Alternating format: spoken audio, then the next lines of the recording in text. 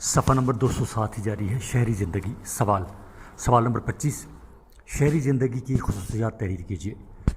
جواب، شہری زندگی کی خصوصیات۔ نمبر 1، تعلیم و تربیت کی سہولت۔ شہر کے لوگوں کو تعلیم و تربیت کی سہولتیں حاصل ہوتی ہیں۔ شہروں میں اسکول و کالج، یونیورسٹیاں قائم ہیں جہاں شہری بچے تعلیم حاصل کرتے اور انفرادی اور اجتماعی ترقی میں ہاتھ بٹاتے ہیں۔ شہر میں تقریباً ہر بچہ پڑھا لکھا ہوتا ہے۔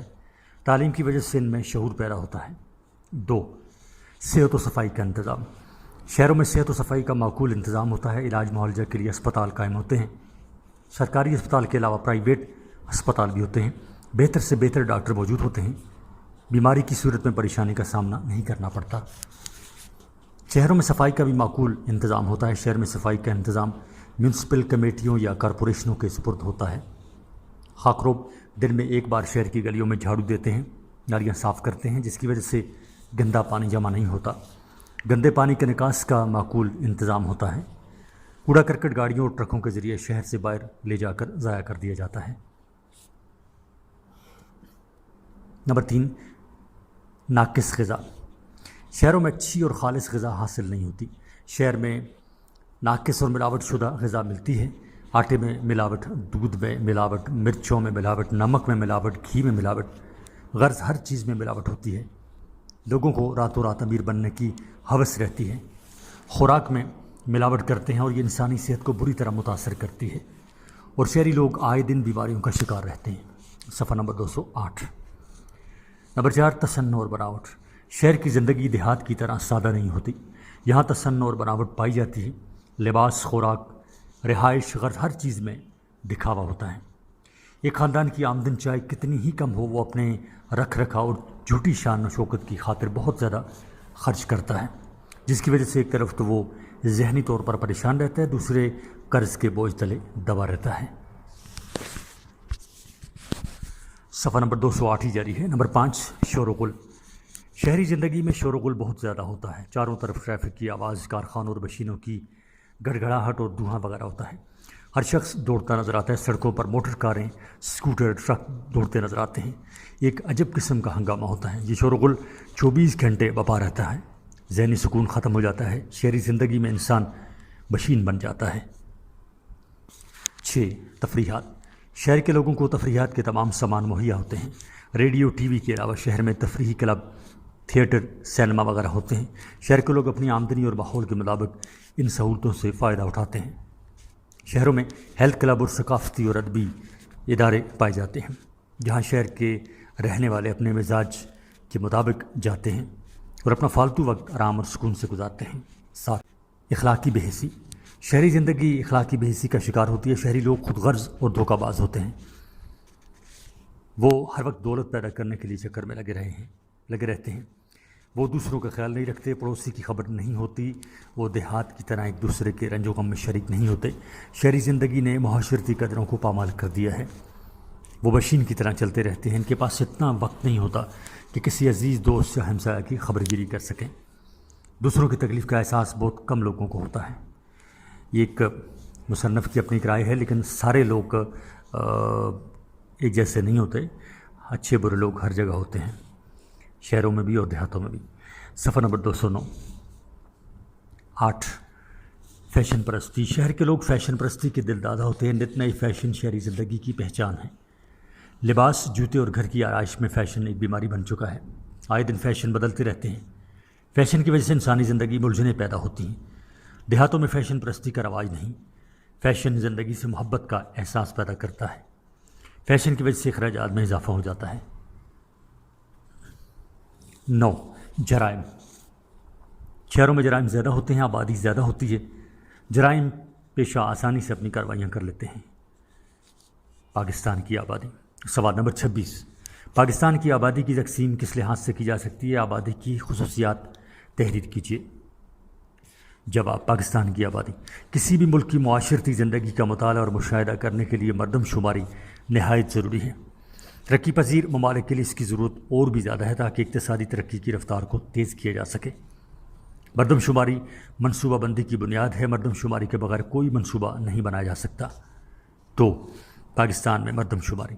پاکستان میں پہلی مردم شماری 1951 میں ہوئی، دوسری مردم شماری 1961 میں ہوئی، تیسری مردم شماری 1971 میں ہونا تھی، مگر اندرون ملک حالات ناسازگار ہونے کی وجہ سے اس کو ملتوی کرنا پڑا۔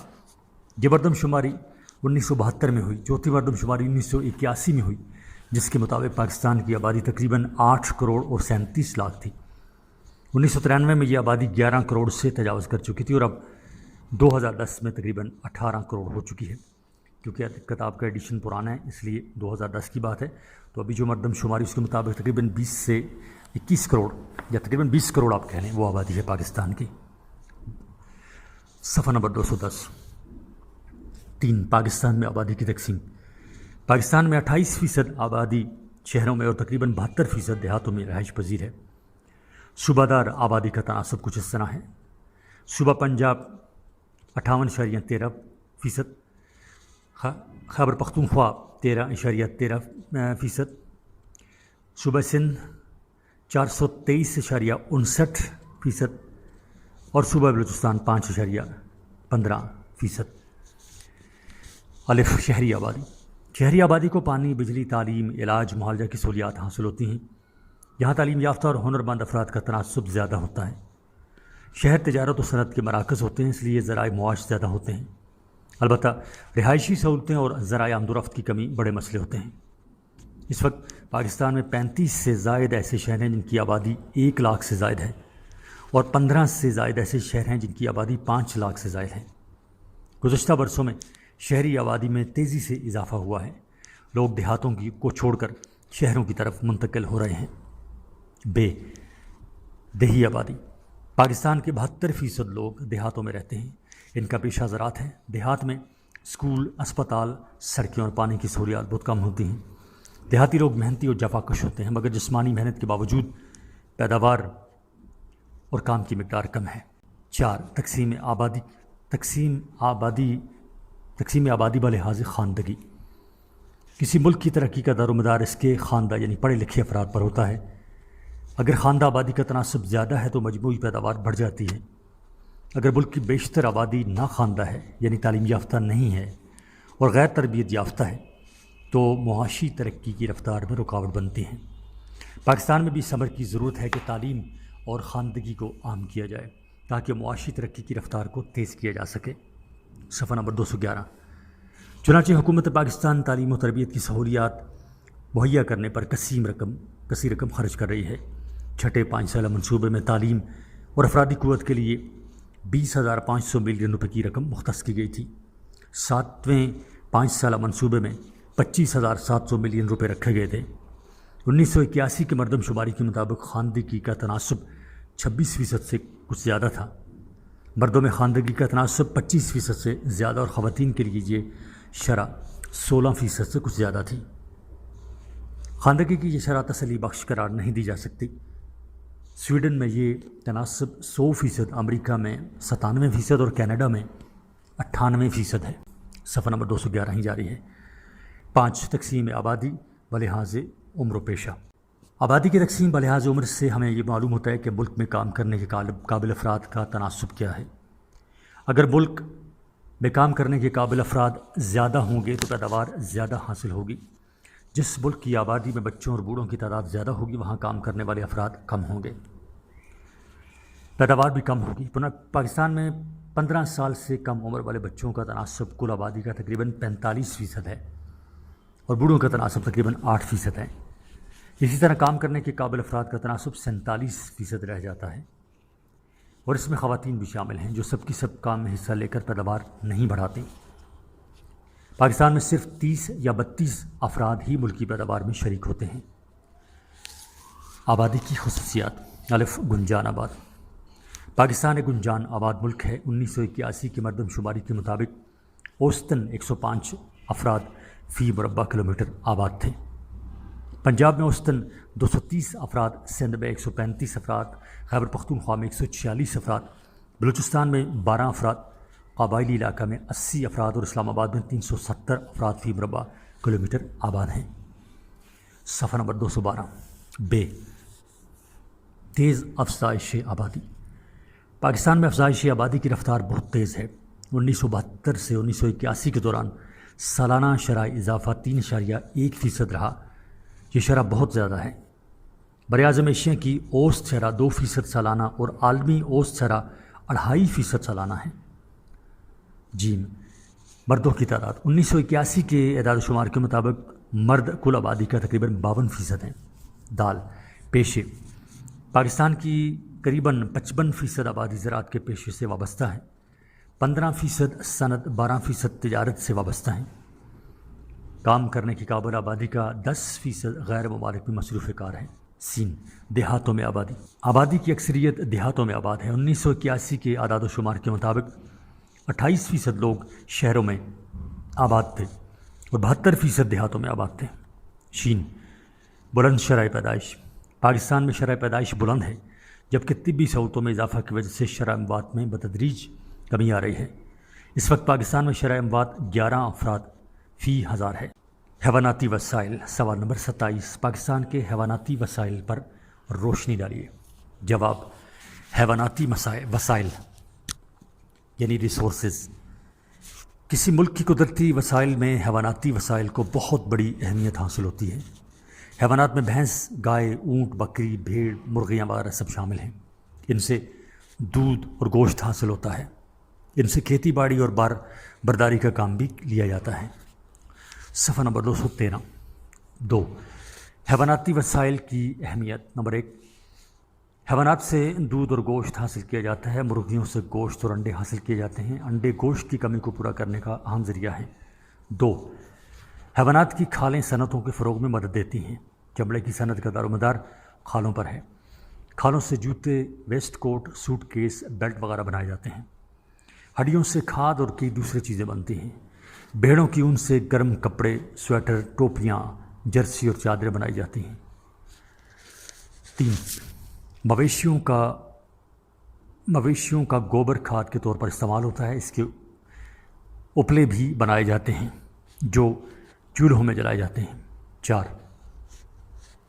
جانور بار برداری کے کام بھی آتے ہیں۔ اونٹ، گھوڑا، خچر اور گدھا وغیرہ بار برداری کے کام آتے ہیں۔ 5، بیل اور سنڈے کھیتی باڑی کے کام میں استعمال ہوتے ہیں۔ یہ رہٹ چلاتے ہیں، ہل کھینچتے ہیں اور گاڑیوں میں بھی استعمال ہوتے ہیں۔ 3، پاکستان میں حیواناتی وسائل۔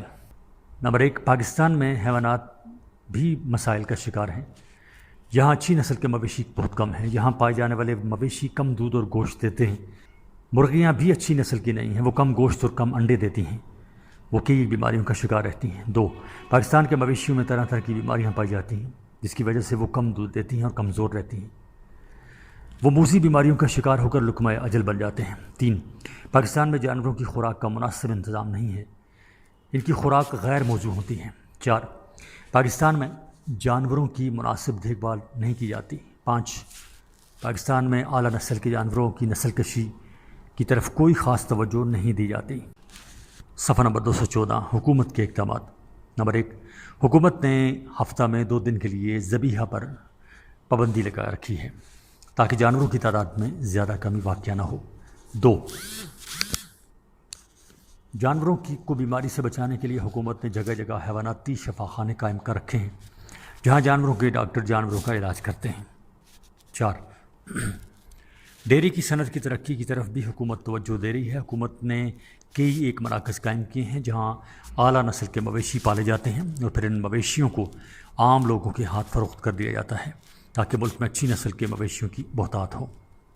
5، ڈیری فارم اور پولٹری فارم بنانے کے لیے حکومت آسان شرائط پر قرضے بھی دیتی ہے۔ 6، ماہی گیری کی صنعت کو ترقی دینے کے لیے حکومت نے ماہی گیری کا محکمہ قائم کر رکھا ہے۔ حکومت جھیلوں، ڈیموں اور بیراجوں میں مچھلیاں پالنے کے منصوبے بناتی ہے۔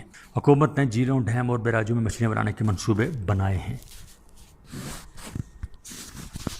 صفحہ نمبر 215، باب نمبر 7 عنوان ہے اور یہ اس کتاب کا آخری باب بھی ہے۔ باب نمبر 7، پاکستان اور عالم اسلام۔ ہم آتے ہیں صفحہ نمبر 216 پہ، خارجہ پالیسی۔ سوال نمبر 1، پاکستان کی خارجہ پالیسی کن اصولوں پر قائم ہے؟ جواب، پاکستان کی خارجہ خارجہ پالیسی کا جائزہ لیں تو یہ ہمیں چند بنیادی اصولوں پر استوار نظر آتی ہے جو مندرجہ ذیل ہیں۔ ایک، پاکستان ایک نظریاتی ملک ہونے کی وجہ سے اس کی خارجہ پالیسی نظریہ پاکستان سے مطابقت رکھتی ہے۔ 2، پاکستان دنیا کے تمام ممالک سے برابری کی بنیاد پر دوستی اور تعلقات کا خواہش مند ہے۔ 3، پاکستان کسی بڑی طاقت کا آلہ کار نہیں بننا چاہتا، اس لیے وہ ایک آزاد اور غیر جانبدار پالیسی پر عمل پیرا ہے۔ 4، پاکستان اقوام متحدہ کے منشور کا زبردست حامی ہے اور تمام تنازعات کے پرامن حل پر یقین رکھتا ہے۔ 5، پاکستان استعماریت کا مخالف اور تمام اقوام کے حق کی خود ارادیت کا حامی ہے۔ 6، پاکستان ایک اسلامی مملکت ہونے کے ناطے سے تمام مسلم ممالک کے ساتھ برادرانہ اور قریبی تعلقات رکھنے اور اتحاد عالم اسلام کا زبردست حامی ہے۔ 7، پاکستان تیسری دنیا کے پسماندہ اور ترقی پذیر ملکوں کے ساتھ اچھے اور قریبی تعلقات قائم رکھنے میں گہری دلچسپی رکھتا ہے تاکہ یہ ملک متحد ہو کر مؤثر گروپ کی صورت میں اپنے کو ترقی یافتہ ملکوں کے استحصال سے بچا سکیں اور نئے اقتصادی نظام کے قیام کو ممکن بنا سکیں۔ 8، پاکستان تمام بڑی طاقتوں سے دو طرفہ تعلقات کی پالیسی پر یقین رکھتا ہے۔ پاکستان امریکہ اور مغربی ممالک کے ساتھ ساتھ چین اور روس سے بھی مستحکم اور پائیدار تعلقات پر یقین رکھتا ہے۔ صفحہ نمبر 217۔ 9، پاکستان کی خارجہ پالیسی کا ایک بنیادی مقصد بین الاقوامی دوستی اور تعاون کے ذریعے ملک کی اقتصادی حالت کو بہتر بنانا اور عوام کے معیار زندگی کو بلند کرنا ہے۔ 10، پاکستان تمام ملکوں خاص طور پر پڑوسی ملکوں سے بہت اچھے تعلقات برقرار رکھنے کا خواہش مند ہے۔ 11، پاکستان جنوبی ایشیا میں بہتر تعلقات قائم رکھنے اور اس خطے میں امن و سلامتی کے فروغ کی زبردست خواہش رکھتا ہے۔ سوال نمبر 2، پاکستان کے مسلم ممالک سے تعلقات پر روشنی ڈالیے۔ جواب، مسلم ممالک سے تعلقات۔ پاکستان کی جدوجہد آزادی میں اسلام نے مرکزی کردار ادا کیا ہے۔ اسلام پاکستان کے قومی تشخص کا لازمی جزو ہے۔ اسلامی اخوت کے جذبے کے تحت ہی پاکستان کی حکومت اور عوام دوسرے ممالک میں رہنے والے مسلمانوں سے خصوصی لگاؤ محسوس کرتے ہیں اور مسلم ممالک سے گہرے قریبی تعلقات قائم کرنے کے خواہش مند ہیں۔ نمبر 1، عالم اسلام سے رابطہ۔ عالم اسلام سے برصغیر کے مسلمانوں کے رابطہ کا آغاز قیام پاکستان سے بہت پہلے ہوا۔ اس خطے کے مسلمانوں نے دوسرے مسلم ممالک کے مسلمانوں کے دکھ درد کو ہمیشہ اپنا دکھ سمجھا اور ان کی مدد کرنے کو اپنا فرض قرار دیا۔ 2، جنوبی ایشیا کے مفکرین۔ جنوبی ایشیا کے کئی مسلمان مفکرین نے دنیا کے تمام مسلمانوں کو ایک مرکز پر جمع کر کے اپنا کھویا ہوا وقار بحال کرنے کی ضرورت پر زور دیا۔ سید جمال الدین افغانی، مولانا الطاف حسین حالی، مولانا محمد علی جوہر اور علامہ اقبال نے مسلمانوں کو ان کی عظمت رفتہ کا احساس دلایا اور تلقین کی کہ اگر وہ باہمی اختلافات کو ختم کر کے ایک مرکز پر جمع ہو جائیں تو وہ ایک مربوط اکائی بن جائیں گے اور عالمی سطح پر زیادہ فعال کردار ادا کر سکیں گے۔ صفحہ نمبر 218۔ 3، عالم اسلام سے لگاؤ۔ جنوبی ایشیا کے مسلمانوں نے قیام پاکستان سے قبل عالم اسلام سے اپنے لگاؤ کا کئی بار مظاہرہ کیا۔ 1877 میں روس اور ترکی کی جنگ، 1897 میں یونان اور ترکی کی جنگ، 1911 میں ترکی اور اٹلی کی جنگ اور 1912 میں بلکان کی لڑائی کے دوران جنوبی ایشیا کے مسلمانوں نے ترکی کے مسلمانوں کی حمایت کی۔ ترکی کی مدد کے لیے چندہ جمع کیا گیا اور جنگ بلکان کے دوران میں ایک طبی مشن ترکی روانہ کیا گیا۔ پہلی جنگ عظیم کے خاتمہ پر مغربی قوتوں نے سلطنت عثمانیہ کے حصے بکھرے کیے تو جنوبی ایشیا کے مسلمانوں نے سلطنت عثمانیہ کی خلافت کے تحفظ کے لیے تحریک خلافت کا آغاز کیا۔ 4، قیام پاکستان کے بعد تعلقات۔ قیام پاکستان کے بعد حکومت نے نہ صرف دو طرفہ بنیادوں پر مسلم ممالک سے تعلقات استوار کیے بلکہ تمام مسلمان ممالک کو ایک مرکز پر جمع کرنے کے لیے بھی بھرپور کوششیں کی۔ ان کوششوں کی پشت پر جو جذبہ کار فرما ہے وہ یہ ہے کہ مسلمان ممالک جو دنیا کے اہم خطوں میں واقع ہیں اور قدرتی وسائل سے مالا مال ہیں، اگر ان کے مابین مؤثر تعاون کو فروغ دیا جائے تو نہ صرف قدرت کی نعمتوں سے صحیح معنوں میں فائدہ اٹھانا ممکن ہوگا بلکہ اسلامی دنیا ایک عظیم بین الاقوامی قوت بن جائے گی۔ 5، اسلامی بھائی چارہ۔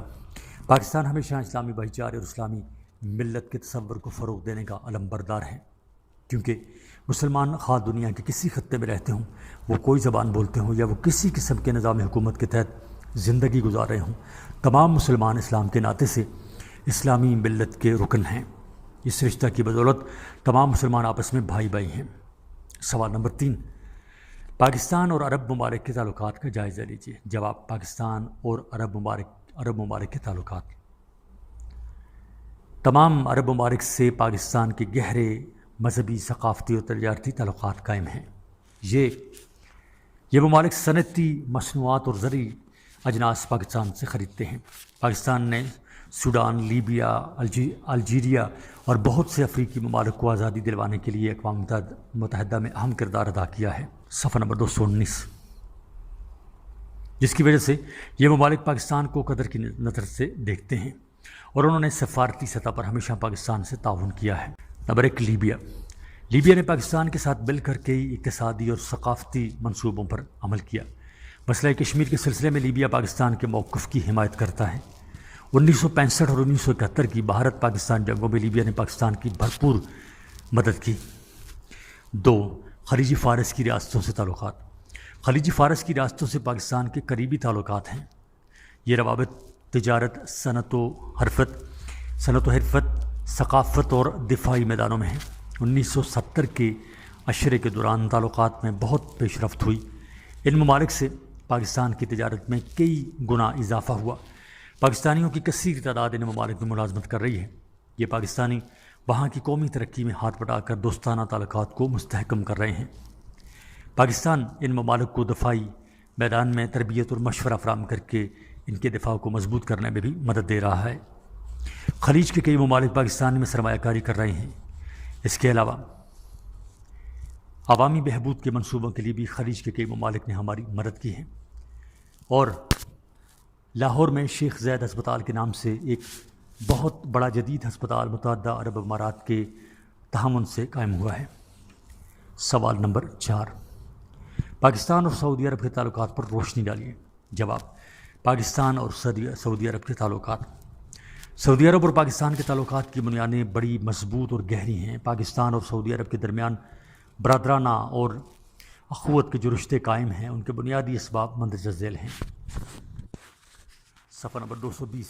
نمبر 1، سعودی عرب میں حرمین شریفین کی موجودگی وجہ سے اہل پاکستان کو اس سرزمین اور یہاں رہنے والوں سے بے پناہ عقیدت اور محبت ہے۔ 2، پاکستان اور سعودی عرب دونوں کو اتحاد عالم اسلام کے سلسلے میں مرکزی حیثیت حاصل ہے۔ پاکستان کے قیام کے بعد سعودی عرب ان ممالک میں شامل تھا جنہوں نے سب سے پہلے پاکستان کی حکومت کو تسلیم کیا۔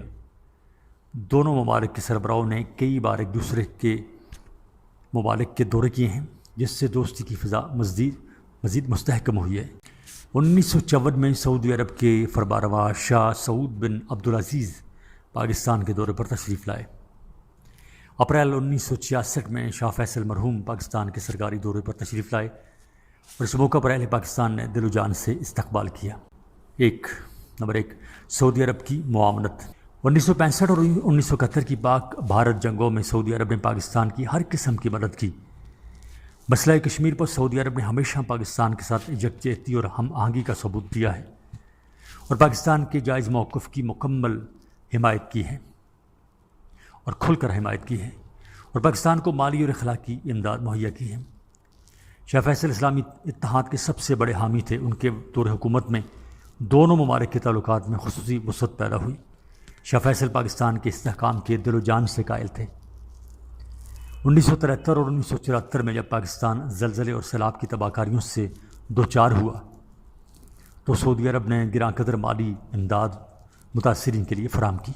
سعودی عرب نے پاکستان میں مختلف شعبوں اور کارخانوں کے قیام میں بھرپور معاونت کی ہے، جس میں سعودیہ فرٹیلائزرز فیکٹری میرپور کو بڑی شہرت حاصل ہے۔ 2، دوسری اسلامی سربراہی کانفرنس۔ فروری 1974 میں لاہور میں دوسری اسلامی سربراہی کانفرنس منعقد ہوئی۔ اس کانفرنس کے انعقاد اور کامیابی کا سہرا سعودی عرب کے شاہ فیصل مرحوم کا سر ہے۔ صفحہ نمبر 221۔ 3، پاکستان میں نفاذ اسلام کی کوششوں میں معاونت۔ سعودی عرب پاکستان میں شریعت اسلامی کے نفاذ کی کوششوں کی کامیابی میں بڑی دلچسپی رکھتا ہے۔ اس سلسلہ میں سعودی عرب نے اپنے مکمل وسائل کے ساتھ پاکستان کی بھرپور انداز سے مدد کی ہے۔ پاکستان میں نظام زکوٰۃ فنڈ قائم کیا گیا تو سعودی عرب نے اس فنڈ میں ایک بہت بڑی رقم بطور عطیہ حکومت پاکستان کو دی۔ 4 دفاعی معاملات میں معاونت۔ پاکستان اور سعودی عرب دونوں ممالک دفاعی معاملات میں ایک دوسرے سے تعاون کرتے ہیں۔ سعودی عرب کے کیڈٹ پاکستان میں فوجی تربیت حاصل کرتے ہیں۔ حال ہی میں عراق نے جب کویت پر قبضہ کیا اور سعودی عرب کو بھی عراقی حملے کا خطرہ محسوس ہوا تو سعودی حکومت کی درخواست پر پاکستان نے اپنے فوجی دستے حرمین شرمین کی حفاظت کے لیے بھیجے۔ 5 دیگر امور میں پاکستان کی مدد۔ پاکستان جب بھی اقتصادی اور سیاسی بحرانوں کا شکار ہوا ہے تو سعودی عرب نے ان بحرانوں سے پاکستان کو نکالنے میں مدد دی ہے۔ پاکستان میں شاہ فیصل مسجد کی تعمیر اور اسلام آباد یونیورسٹی کا قیام دونوں ملکوں کی دوستی کا منہ بولتا ثبوت ہے، جس پر جتنا بھی فخر کیا جائے کم ہے۔ سعودی عرب تیل پیدا کرنے والے ملکوں کی تنظیم کا ممبر ہے، اس لیے سعودی عرب نے اس تنظیم سے پاکستان کو خاصی برات دلائی ہیں۔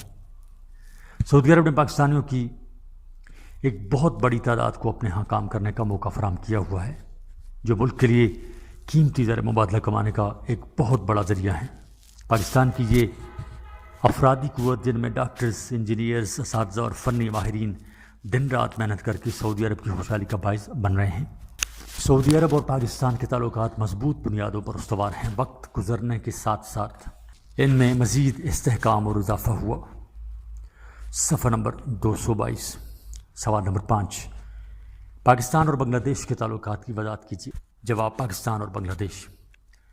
پاکستان 2 بازوؤں پر مشتمل ایک ایسا ملک تھا جن کے درمیان 1000 میل کے فاصلے کی دوری واقع تھی۔ دونوں ممالک کے درمیان بھارت واقع تھا۔ پاکستان کے مشرقی بازو کو مشرقی پاکستان اور مغربی بازو کو مغربی پاکستان کے نام سے یاد کیا جاتا ہے۔ 1970 کے انتخابات کے بعد پاکستان میں انتقال اقتدار کا بحران ایسی نازک صورت اختیار کر گیا کہ جہاں سے واپس پلٹنا ناممکن نظر آنے لگا۔ بھارت نے مشرقی پاکستان کے بعض لیڈروں کو بغاوت پر اکسایا، بلکہ جوہریت کا انتخاب کر کے بین الاقوامی سرحدوں کو عبور کر کے مشرقی پاکستان میں فوجیں داخل کر دیں۔ اس طرح اپنوں کی بدگمانی اور غیروں کی مخالفت کی وجہ سے دنیا کی سب سے بڑی اسلامی مملکت کو 2 مملکتوں میں تقسیم کر دینے کے عمل کو پایہ تکمیل تک پہنچایا گیا۔ بنگلہ دیش کو تسلیم کرنا۔ 1974 میں لاہور میں جب دوسری اسلامی سربراہی کانفرنس منعقد ہوئی تو اس کانفرنس میں شیخ مجیب الرحمان نے مشروط شرکت کی، جس کے نتیجہ میں پاکستان نے بنگلہ دیش کو تسلیم کر لیا۔ دسمبر 1977 میں بنگلہ دیش کے صدر ضیاء الرحمان نے پاکستان کا خیر جگالی کا دورہ کیا۔ صدر ضیاء الرحمان اتحاد عالم اسلامی کے جذبہ سے سرشار تھے، جس کی وجہ سے پاکستان اور بنگلہ دیش میں مزید قریبی تعاون پیدا ہوا۔ جولائی 1981 میں فوج کے گروپ کی بغاوت کے نتیجہ میں صدر ضیاء الرحمان کو قتل کر دیا گیا اور عنان حکومت جسٹس عبدالستار نے سنبھال لی۔ پاکستان کی کوشش ہے کہ بنگلہ دیش کے ساتھ خصوصی برادرانہ اور دوستانہ تعلقات قائم کیے جائیں۔ بنگلہ دیش کے صدر حسین محمد ارشاد کے دور حکومت میں اس جذبے کو اور تقویت ملی۔ جب بھی سیلاب نے بنگلہ دیش میں تباہ کاری کی، پاکستان نے اپنے وسائل کے مطابق بھرپور امداد کی۔ دونوں ممالک ساتھ کی تنظیم کے رکن بھی ہیں۔ صفحہ نمبر 223، بیگم خالدہ ضیاء نے ملک میں پارلیمانی نظام حکومت قائم کر کے ملک کو ایک بار پھر ترقی کی راہ پر لگا دیا ہے اور امید کی جاتی ہے کہ اپنے مرحوم شوہر کی طرح ان کی پالیسیاں بھی پاکستان اور بنگلہ دیش کے درمیان دوستی اور تعاون کی فضا کو مزید مستحکم کرنے کا باعث بنے گی۔ یہ میں نے جس طرح پہلے کیا تھا کہ ایڈیشن پرانا کتاب کا، تو اس وقت جو تھی وہ برسر اقتدار تھیں، وہ بیگم خالدہ ضیاء تھیں بنگلہ دیش کی۔ 1992 میں بنگلہ دیش کی وزیر اعظم نے پاکستان کا سرکاری دورہ کیا اور اس دورے سے دونوں برادر ممالک کے تعلقات مزید مستحکم ہو گئے۔ صفحہ نمبر 223 جاری ہے۔ سوال نمبر 6، پاکستان اور افغانستان کے تعلقات پر روشنی ڈالیے۔ جواب: پاکستان اور افغانستان۔ پاکستان اور افغانستان کی سرحد کی لمبائی تقریباً 1800 کلومیٹر ہے۔ افغانستان ایک اسلامی اور پڑوسی ملک ہے جس کے پاکستان کے ساتھ تاریخی اور ثقافتی رشتے ہیں، لیکن بدقسمتی سے دونوں ممالک کے درمیان تعلقات کی تاریخ کچھ زیادہ خوشگوار نہیں۔ پاکستان کی کوشش کے باوجود دونوں ممالک کے تعلقات 1992 تک خوشگوار نہ ہو سکے۔ افغانستان نے بلا وجہ بھارت اور روس کے ایما پر پاکستان کے لیے ہمیشہ مشکلات پیدا کرنے کی کوشش کی تھی۔ افغانستان وہ واحد ملک تھا جس نے 1948 میں اقوام متحدہ کے اندر پاکستان کی رکنیت کی مخالفت کی، اور یہیں سے وہ دور شروع ہوا جس نے ان دو ہمسایہ مسلمان ملکوں کے درمیان کثیر اختلافات پیدا کیے۔ پختونستان کا سٹنٹ۔ افغانستان نے پختونستان کے نام سے ایک ڈھونگ رچایا۔ حکومت افغانستان نے جہلم تک علاقے پر اپنا حق جتایا۔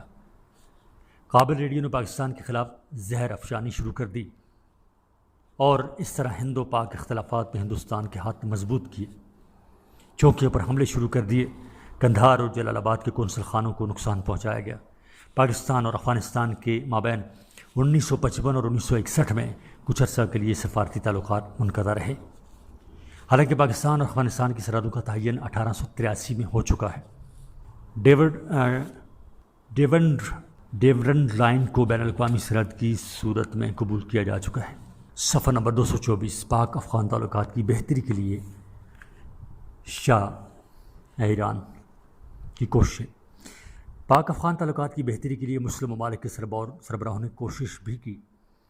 آخرکار شہنشاہ ایران کی مصالحتی کوششوں کی وجہ سے پاکستان اور افغانستان کے درمیان 1962 میں دوبارہ سفارتی تعلقات قائم ہوئے۔ دونوں ملکوں کے سربراہوں نے ایک دوسرے کے ملکوں کا دورہ کر کے غلط فہمیوں کو دور کرنے کی کوشش کی۔ سردار داؤد کی حکومت کے آخری ایام میں دونوں ممالک کے تعلقات میں بہتری پیدا ہوئی۔ 1971 میں جب ذوالفقار علی بھٹو برسر اقتدار آئے تو انہوں نے سب سے پہلے افغانستان کا دورہ کیا۔ سردار داؤد کی حکومت کا تختہ الٹ جانے کے بعد افغانستان میں روسی اثر و رسوخ میں مزید اضافہ ہوا۔ روس کی قومی یلغار۔ جب 1979 یعنی 1979 میں روس نے افغانستان پر فوجی یلغار کر کے غیر نمائندہ حکومت قائم کی تو پاکستان نے ایسی غیر نمائندہ کٹھ پتلی حکومت کو تسلیم کرنے سے انکار کر دیا۔ اس لیے دونوں ممالک کے درمیان تعلقات ایک بار پھر خراب ہو گئے۔ پاکستان 30 لاکھ سے زائد افغان مہاجرین کو پناہ دیے ہوئے ہے اور پرامن طریقے سے اس مسئلے کے حل کا خواہش مند ہے۔ اس مقصد کے حصول کے لیے اقوام متحدہ کی زیر نگرانی پاکستان اور افغانستان کے مابین وقفے سے جنیوا میں بالواسطہ گفتگو کے کئی دور ہوئے۔ صفحہ نمبر 224 جاری ہیں، جس کے نتیجے میں 1988 میں ایک معاہدہ طے پایا۔ اس معاہدے کے تحت روس نے فروری 1989 میں یعنی 1989 میں اپنی افواج افغانستان سے واپس بلا لی۔ اب افغانستان میں جمہوری حکومت قائم ہے۔ پاکستان کے وزیر اعظم نے 1992 میں افغانستان کا دورہ کیا اور افغانستان حکومت کو 25 کروڑ روپے کی امداد دی۔ افغانستان کے صدر پروفیسر مجددی نے بھی پاکستان کا دورہ کیا۔ اس سے دونوں اسلامی ممالک کے تعلقات مزید مستحکم ہو گئے۔ روسی فوجوں کی واپسی کے بعد افغانستان آزاد تو ہو گیا مگر امن و امان قائم نہ ہو سکا۔ مجاہدین نے آپس میں لڑنا شروع کر دیا اور خانہ جنگی شروع ہو گئی۔ احمد شاہ مسعود اور رشید دوستم نے 1992 میں کابل پر قبضہ کر لیا۔ تمام جہادی گروپوں نے اقتدار پر قبضہ جمانے کے لیے لڑنا شروع کر دیا۔ صفحہ نمبر 225۔ معاہدہ اسلام آباد 1993۔ پاکستان، ایران اور سعودی عرب کی کوششوں سے مارچ 1993 میں مجاہدین کے تمام گروپوں کے لیڈر اسلام آباد میں جمع ہوئے اور ایک معاہدہ طے پایا جس کو معاہدہ اسلام آباد کہتے ہیں۔ طالبان تحریک۔ خانہ جنگی کے خاتمہ اور غیر یقینی حالت کو ختم کرنے کے لیے دینی مدرسوں کے طالب علم ایک عالم دین ملا عمر کی قیادت میں آگے بڑھے اور 1996 میں کابل کا کنٹرول حاصل کر لیا۔ ملا عمر امیر المومنین کے لقب سے حکمران بنے۔ مشاورت کے لیے مجلس شورا بنائی گئی اور ملک میں شرعی قوانین نافذ کر دیے۔ امریکہ کا افغانستان پر حملہ۔ 9/11/2001 یعنی جس کو 9/11 بھی کہتے ہیں کو امریکہ میں دہشت گردی کا ایک واقعہ پیش آیا جس میں ٹریڈ سینٹر تباہ ہو گیا۔ امریکہ نے اس کا الزام القاعدہ پر ڈالا اور طالبان سے مطالبہ کیا کہ اسامہ بن لادن جو القاعدہ کا سرپرست تھا کو اس کے حوالے کر دے۔ طالبان نے ایسا کرنے سے انکار کر دیا۔ اس پر امریکہ نے افغانستان پر حملہ کر دیا اور طالبان کی حکومت ختم کر دی۔ اب نیٹو افواج امریکہ روس کے اتحادی افغانستان میں طالبان سے برسر پیکار ہیں اور 8 سال سے لڑ رہے ہیں مگر کامیابی سے ہمکنار نہیں ہو سکے۔ طالبان برابر مقابلہ کر رہے ہیں اور ملک کے بیشتر علاقہ پر ان کا قبضہ ہے۔ سوال نمبر 7، پاکستان اور ایران کے تعلقات پر نوٹ لکھیے۔ جواب، پاکستان اور ایران۔ صفحہ نمبر 225 سے جاری ہے۔ پاکستان اور ایران کے درمیان مشترکہ سرحد کی لمبائی 900 کلومیٹر ہے۔ یہ امر بڑی خوشی کا باعث ہے کہ ایران اور پاکستان کے تعلقات شروع ہی سے دوستانہ چلے آ رہے ہیں۔ ایران اور پاکستان کے اسلامی، تاریخی، ثقافتی اور سماجی رشتوں کو دیکھا جائے تو دونوں ممالک ایک دوسرے کے بہت قریب نظر آتے ہیں۔ صفحہ نمبر 226۔ پاکستان جب وجود میں آیا تو ایران پہلا ملک تھا جس نے اس نوزائیدہ ملک کو تسلیم کیا، اور اس کے فوراً بعد اس وقت کے وزیر اعظم خان لیاقت علی خان کو ایران کے دورے کی سرکاری طور پر دعوت دی گئی، جس کے جواب میں 1950 میں شاہ ایران بھی پاکستان تشریف لائے، اور اسی سال ان دونوں ملکوں کے درمیان دوستی کا معاہدہ ہوا، جس کے بعد تجارتی، ثقافتی، سیاسی اور دفاعی معاہدے ہوتے چلے گئے۔ 1965 میں ایران اور پاکستان کے درمیان ثقافتی معاہدہ ہوا، جس کی بنا پر طلباء، اساتذہ، ادیبوں اور آرٹسٹوں نے یعنی فنکاروں نے ایک دوسرے ملک کے دورے کیے۔ تہران یونیورسٹی میں اردو کی تدریس کا اہتمام کیا گیا۔ نمبر 1، پاکستان اور ایران کا سرحدی معاہدہ۔ 1959 میں ایران اور پاکستان کے درمیان ایک سرحدی معاہدہ ہوا، جس کی روح سے دونوں ممالک کے درمیان سرحدوں کا تعین کر دیا گیا۔ 1961 میں سرحدی معاہدے کی توثیق کر دی گئی۔ 2، تجارتی معاہدہ۔ 1959 میں دونوں ممالک کے درمیان ایک تجارتی معاہدہ ہوا، جس کی بنا پر دونوں ممالک کے درمیان تجارت کو فروغ دینے کی غرض سے بعض رکاوٹوں کو نرم کر دیا گیا، جس میں کسٹم کی رکاوٹیں بھی شامل ہیں۔ 3، RCD۔ 1964 میں پاکستان اور ایران نے ترکی کے تعاون سے علاقائی تعاون برائے ترقی کا معاہدہ کیا، جس کی بدولت اقتصادی، صنعتی، تجارتی، ثقافتی اور سیر و سیاحت کے میدانوں میں تعاون کو بہت وسعت ملی۔ 1985 میں اس تنظیم کی جگہ ایک اور تنظیم نے لے لی، اسے اقتصادی تعاون کی تنظیم کہتے ہیں۔ 4، مسئلہ کشمیر پر حمایت۔ ایرانی عوام اور حکومت نے کشمیر کے مسئلہ پر ہمیشہ پاکستان کا ساتھ دیا ہے اور کھل کر حمایت کی ہے، اور کہا ہے کہ کشمیر کا مسئلہ اقوام متحدہ کی قراردادوں کے مطابق طے ہونا چاہیے۔ صفحہ نمبر 227۔ 5، پاک بھارت جنگ۔ 1965 اور 1971 کی پاک بھارت جنگوں میں ایران نے پاکستان کو مادی، اخلاقی اور سیاسی امداد دی اور بھارت کو جارح قرار دیا۔ 6، افغانستان اور ملائیشیا سے پاکستان کے تعلقات۔ 1961 میں شاہ ایران کی کوششوں سے افغانستان اور پاکستان کے درمیان تعلقات بحال ہوئے۔ 1965 میں ملائیشیا اور پاکستان کے درمیان جو غلط فہمیاں پیدا ہوئیں، شاہ ایران کی مدد سے ان کا خاتمہ ہوا، اور دونوں ممالک ایک بار پھر دوستی کے رشتے میں منسلک ہو گئے۔ پاکستان نے بھی ہر ممکن طریقہ سے ایران کی مدد کی۔ 1951 میں ایران میں تیل کی صنعت کو قومی تحویل میں لینے کے مسئلہ پر جو بحران پیدا ہوا، پاکستان نے اس موقع پر ایرانی موقف کی بھرپور تائید و حمایت کی۔ 7، امام آیت اللہ خمینی کا اسلامی انقلاب۔ 1979 یعنی 1979 میں شاہ ایران کی حکومت کا خاتمہ ہوا اور امام آیت اللہ خمینی کی قیادت میں اسلامی جمہوریہ ایران کا عمل میں لایا گیا، تو پاکستان ان چند ممالک میں سے تھا جس نے سب سے پہلے نئی حکومت کو تسلیم کیا۔ ایران اور پاکستان نفاذ اسلام چاہتے ہیں، اس لیے دونوں ممالک میں تعاون وقتی اہم ضرورت ہے۔ ایرانی علماء اور دانشوروں کے کئی وفود ایک دوسرے کے ملک کا دورہ کر چکے ہیں۔ افغانستان پر روسی جارحیت کے مسئلے پر پاکستان اور ایران کے خیالات میں یکسانیت پائی جاتی ہے۔ ایران عراق جنگ میں مفاہمت کرانے میں پاکستان نے پوری دلچسپی سے کام لیا تاکہ دونوں برادر اسلامی ملکوں کے درمیان خونریز جنگ کا خاتمہ ہو سکے۔ 8، پاکستان اور ایران میں اقتصادی تعاون۔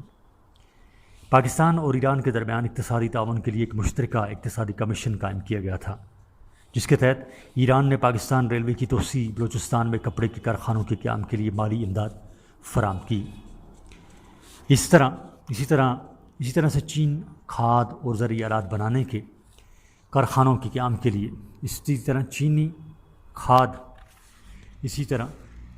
چینی کھاد اور زرعی آلات بنانے کے کارخانوں کے قیام کے لیے سرمایہ بھی فراہم کیا، اور بولان میڈیکل کالج اور خضدار انجینئرنگ کالج کے قیام کے لیے بھی ایران نے غیر ملکی زر مبادلہ فراہم کیا۔ یہ کہنا بے جانا ہوگا کہ وقت گزرنے کے ساتھ ساتھ یہ تعلقات مزید استوار ہوں گے۔ صفحہ نمبر 228۔ 1992 میں ایران کے صدر مسٹر رفسن جانی نے پاکستان کا سرکاری دورہ کیا۔ مارچ 1993 میں پاکستان کے وزیر اعظم میاں محمد نواز شریف نے ایران کا ایک روزہ دورہ کیا۔ ان دوروں سے دونوں ممالک کے تعلقات مزید مستحکم ہو گئے۔ سوال نمبر 8، پاکستان اور ترکی کے تعلقات پر روشنی ڈالیے۔ جواب، پاکستان اور ترکی کے تعلقات۔ ایران کی طرح ترکی دوسرا اسلامی ملک ہے جس کے ساتھ پاکستان کے تعلقات شروع ہی سے دوستانہ اور خوشگوار رہے ہیں۔ دونوں ممالک ایک دوسرے کے ساتھ اسلامی تاریخی اور ثقافتی رشتوں میں منسلک ہیں۔ جنگ عظیم اول کے بعد ترکی کو جن حالات کا سامنا کرنا پڑا، برصغیر کے مسلمانوں نے اپنے ترک مسلمان بھائیوں کے لیے اتحادی طاقتوں کے خلاف امداد و تحید میں جو کھل کر کام کیا اور خلافت عثمانیہ کی حمایت میں وہ تحریک چلائی جس کی مثال نہیں ملتی، یہ جذبہ آج بھی ترکی اور پاکستان کے عوام کے دلوں میں موجود ہے۔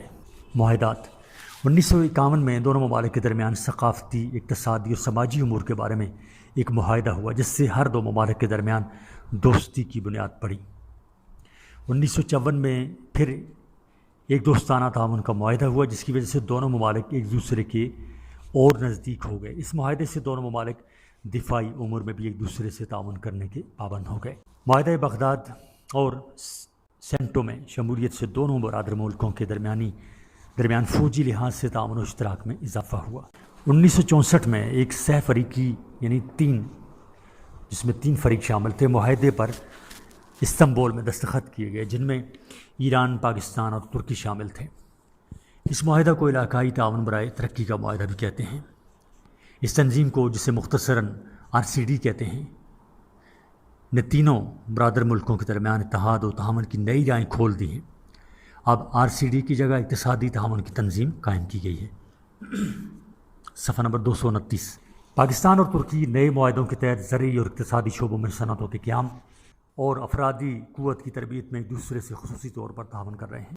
کشمیر کے مسئلہ پر ترکی کی حمایت۔ ترکی کے عوام اور حکومت نے کشمیر کے مسئلہ پر ہمیشہ پاکستان کا ساتھ دیا اور کھل کر حمایت کی۔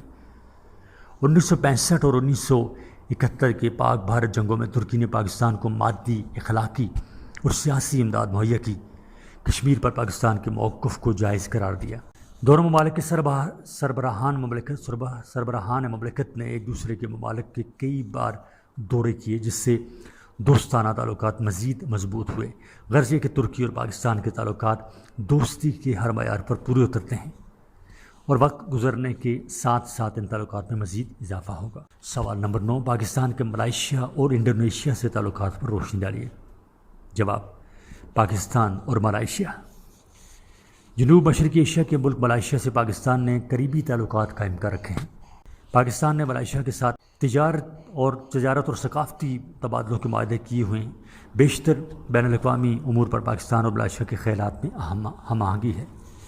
2، پاکستان اور انڈونیشیا۔ انڈونیشیا اب جنوب مشرقی ایشیا کا ملک ہے۔ پاکستان اور انڈونیشیا میں نہایت دوستانہ تعلقات قائم ہیں۔ پاکستان نے انڈونیشیا کی آزادی کی تحریک کی بھرپور حمایت کی۔ جو ہی انڈونیشیا آزاد ہوا تو پاکستان نے اس سے سفارتی تعلقات قائم کر لیے۔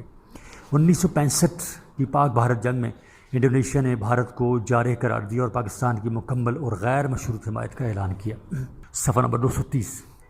تجارت اور ثقافتی میدانوں میں پاکستان کے انڈونیشیا کے ساتھ تعلقات کافی مستحکم ہیں۔ دونوں ملکوں نے ایک مشترکہ اقتصادی کمیشن قائم کیا ہوا ہے جو دونوں ملکوں کے تجارتی اور اقتصادی تعلقات کا ہر سال جائزہ لیتا ہے اور انہیں بہتر بنانے کے لیے تجاویز مرتب کرتا ہے۔ بیشتر بین الاقوامی اور علاقائی مسائل کے بارے میں انڈونیشیا اور پاکستان میں ہم آہنگی پائی جاتی ہے۔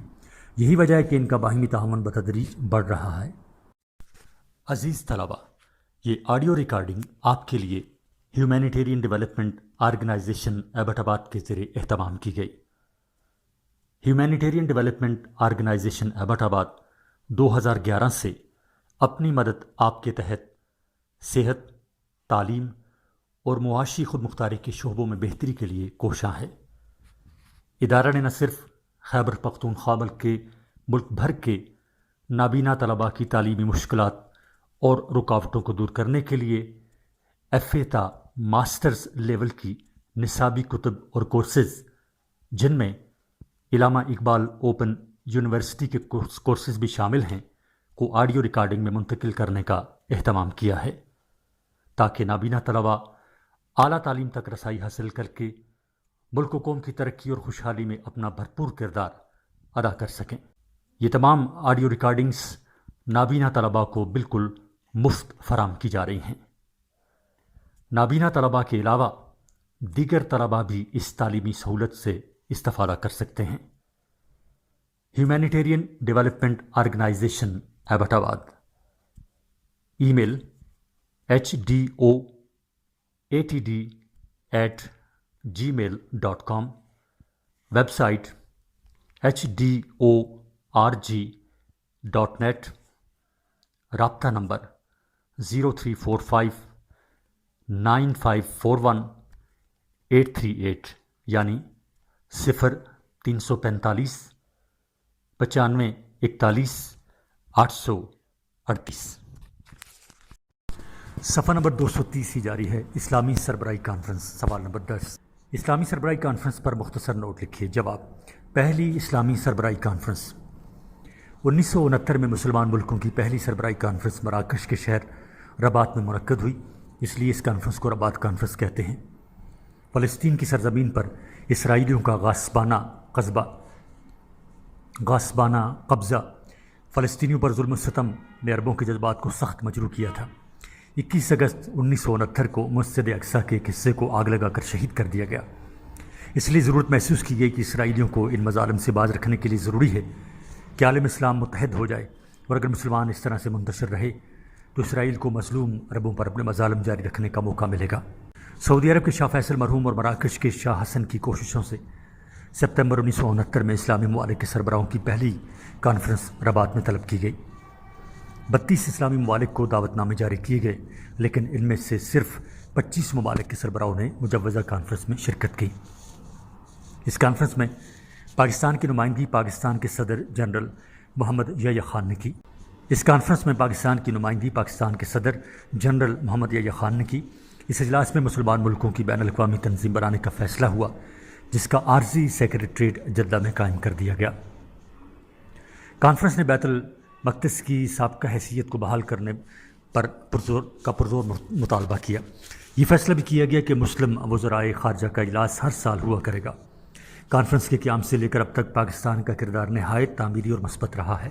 صفحہ نمبر 231۔ کانفرنس میں بھارت کی نمائندگی کا مسئلہ۔ رباط کانفرنس کے موقع پر بھارت نے یہ موقف اختیار کیا کہ اسے بھی بھارتی مسلمانوں کی نمائندگی کا حق دیا جائے۔ بھارت کی یہ درخواست منظور کر لی گئی، لیکن پاکستان نے اس فیصلہ پر سخت احتجاج کیا اور کہا کہ بھارتی مسلمانوں اور کشمیر کے مسلمانوں پر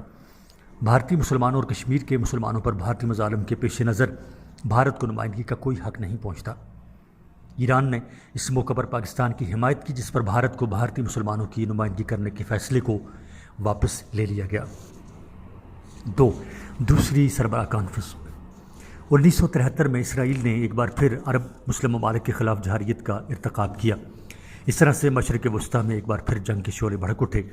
اسرائیل نے اس بار بھی کئی عرب علاقوں پر زبردستی قبضہ کر لیا۔ چنانچہ اسرائیل کی ان جارحانہ کارروائیوں کے خلاف عالم اسلام کی بے بسی کا جائزہ لینے کے لیے دوسری اسلامی سربراہی کانفرنس کے انعقاد کو ناگزیر تصور کیا گیا۔ دوسری سربراہی اسلامی کانفرنس پاکستان کے تاریخی شہر لاہور میں 22 سے 24 فروری 1974 کو منعقد ہوئی۔ دوسری سربراہی کانفرنس میں 39 ممالک کے سربراہوں نے شرکت کی۔ اس یادگار کانفرنس میں پہلی بار عالم اسلام کے نمائندوں نے شرکت کی۔ اس کانفرنس میں کئی اہم اور دوررس نتائج کے حامل فیصلے کیے گئے۔ نمبر 1، کانفرنس میں شریک عالم اسلام کے تمام نمائندوں نے عربوں کی مشکلات کو اپنی مشکل قرار دیا۔ 2، قبلہ اول یعنی بیت المقدس کی آزادی کا حصول مسلمانوں کا فرض اولین قرار دیا گیا۔ 3، فلسطینیوں کے قومی حقوق کی بحالی اور ان کے حقوق خود ارادیت کی تائید کی گئی۔ 4، کانفرنس نے یہ پرزور مطالبہ کیا کہ عربوں کے مقبوضہ علاقوں کو اسرائیل فوری طور پر خالی کر دے۔ صفحہ نمبر 232۔ 5، کانفرنس کے چیئرمین کی حیثیت سے ذوالفقار علی بھٹو کا انتخاب کیا گیا، جنہوں نے اس کانفرنس میں عالم اسلام کو ایک پلیٹ فارم پر متحد ہونے کی اپیل کی۔ 6، کانفرنس نے عالم اسلام میں غربت، مفلسی اور جہالت کے خاتمے کے لیے بھی اپنے عزم کا اظہار کیا۔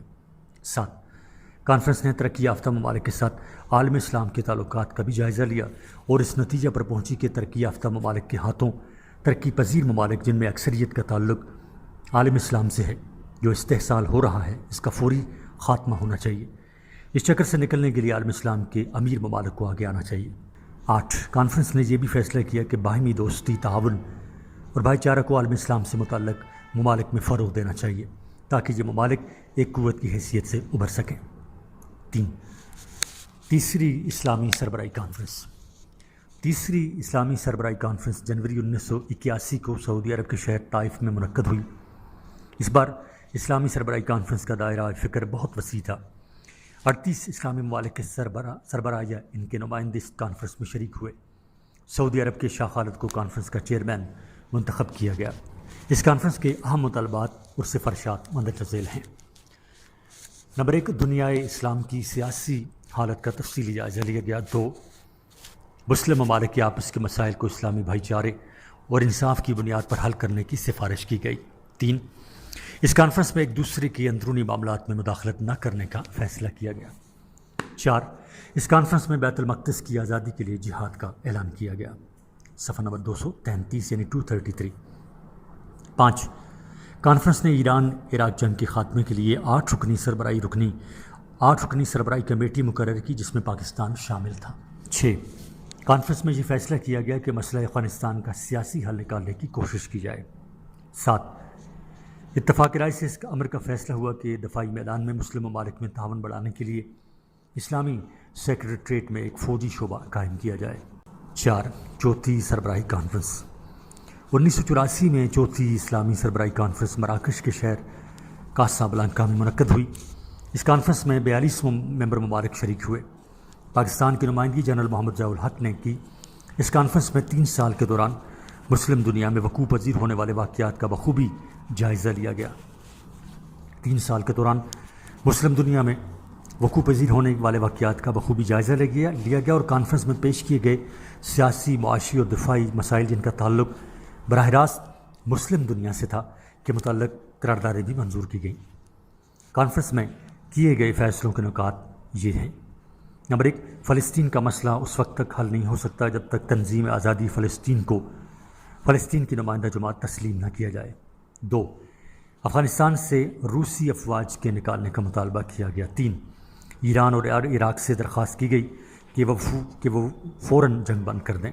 4، صدر پاکستان ضیاء الحق شہید کی درخواست پر مصر کو اسلامی تنظیم میں دوبارہ شامل کرنے کا فیصلہ کیا گیا۔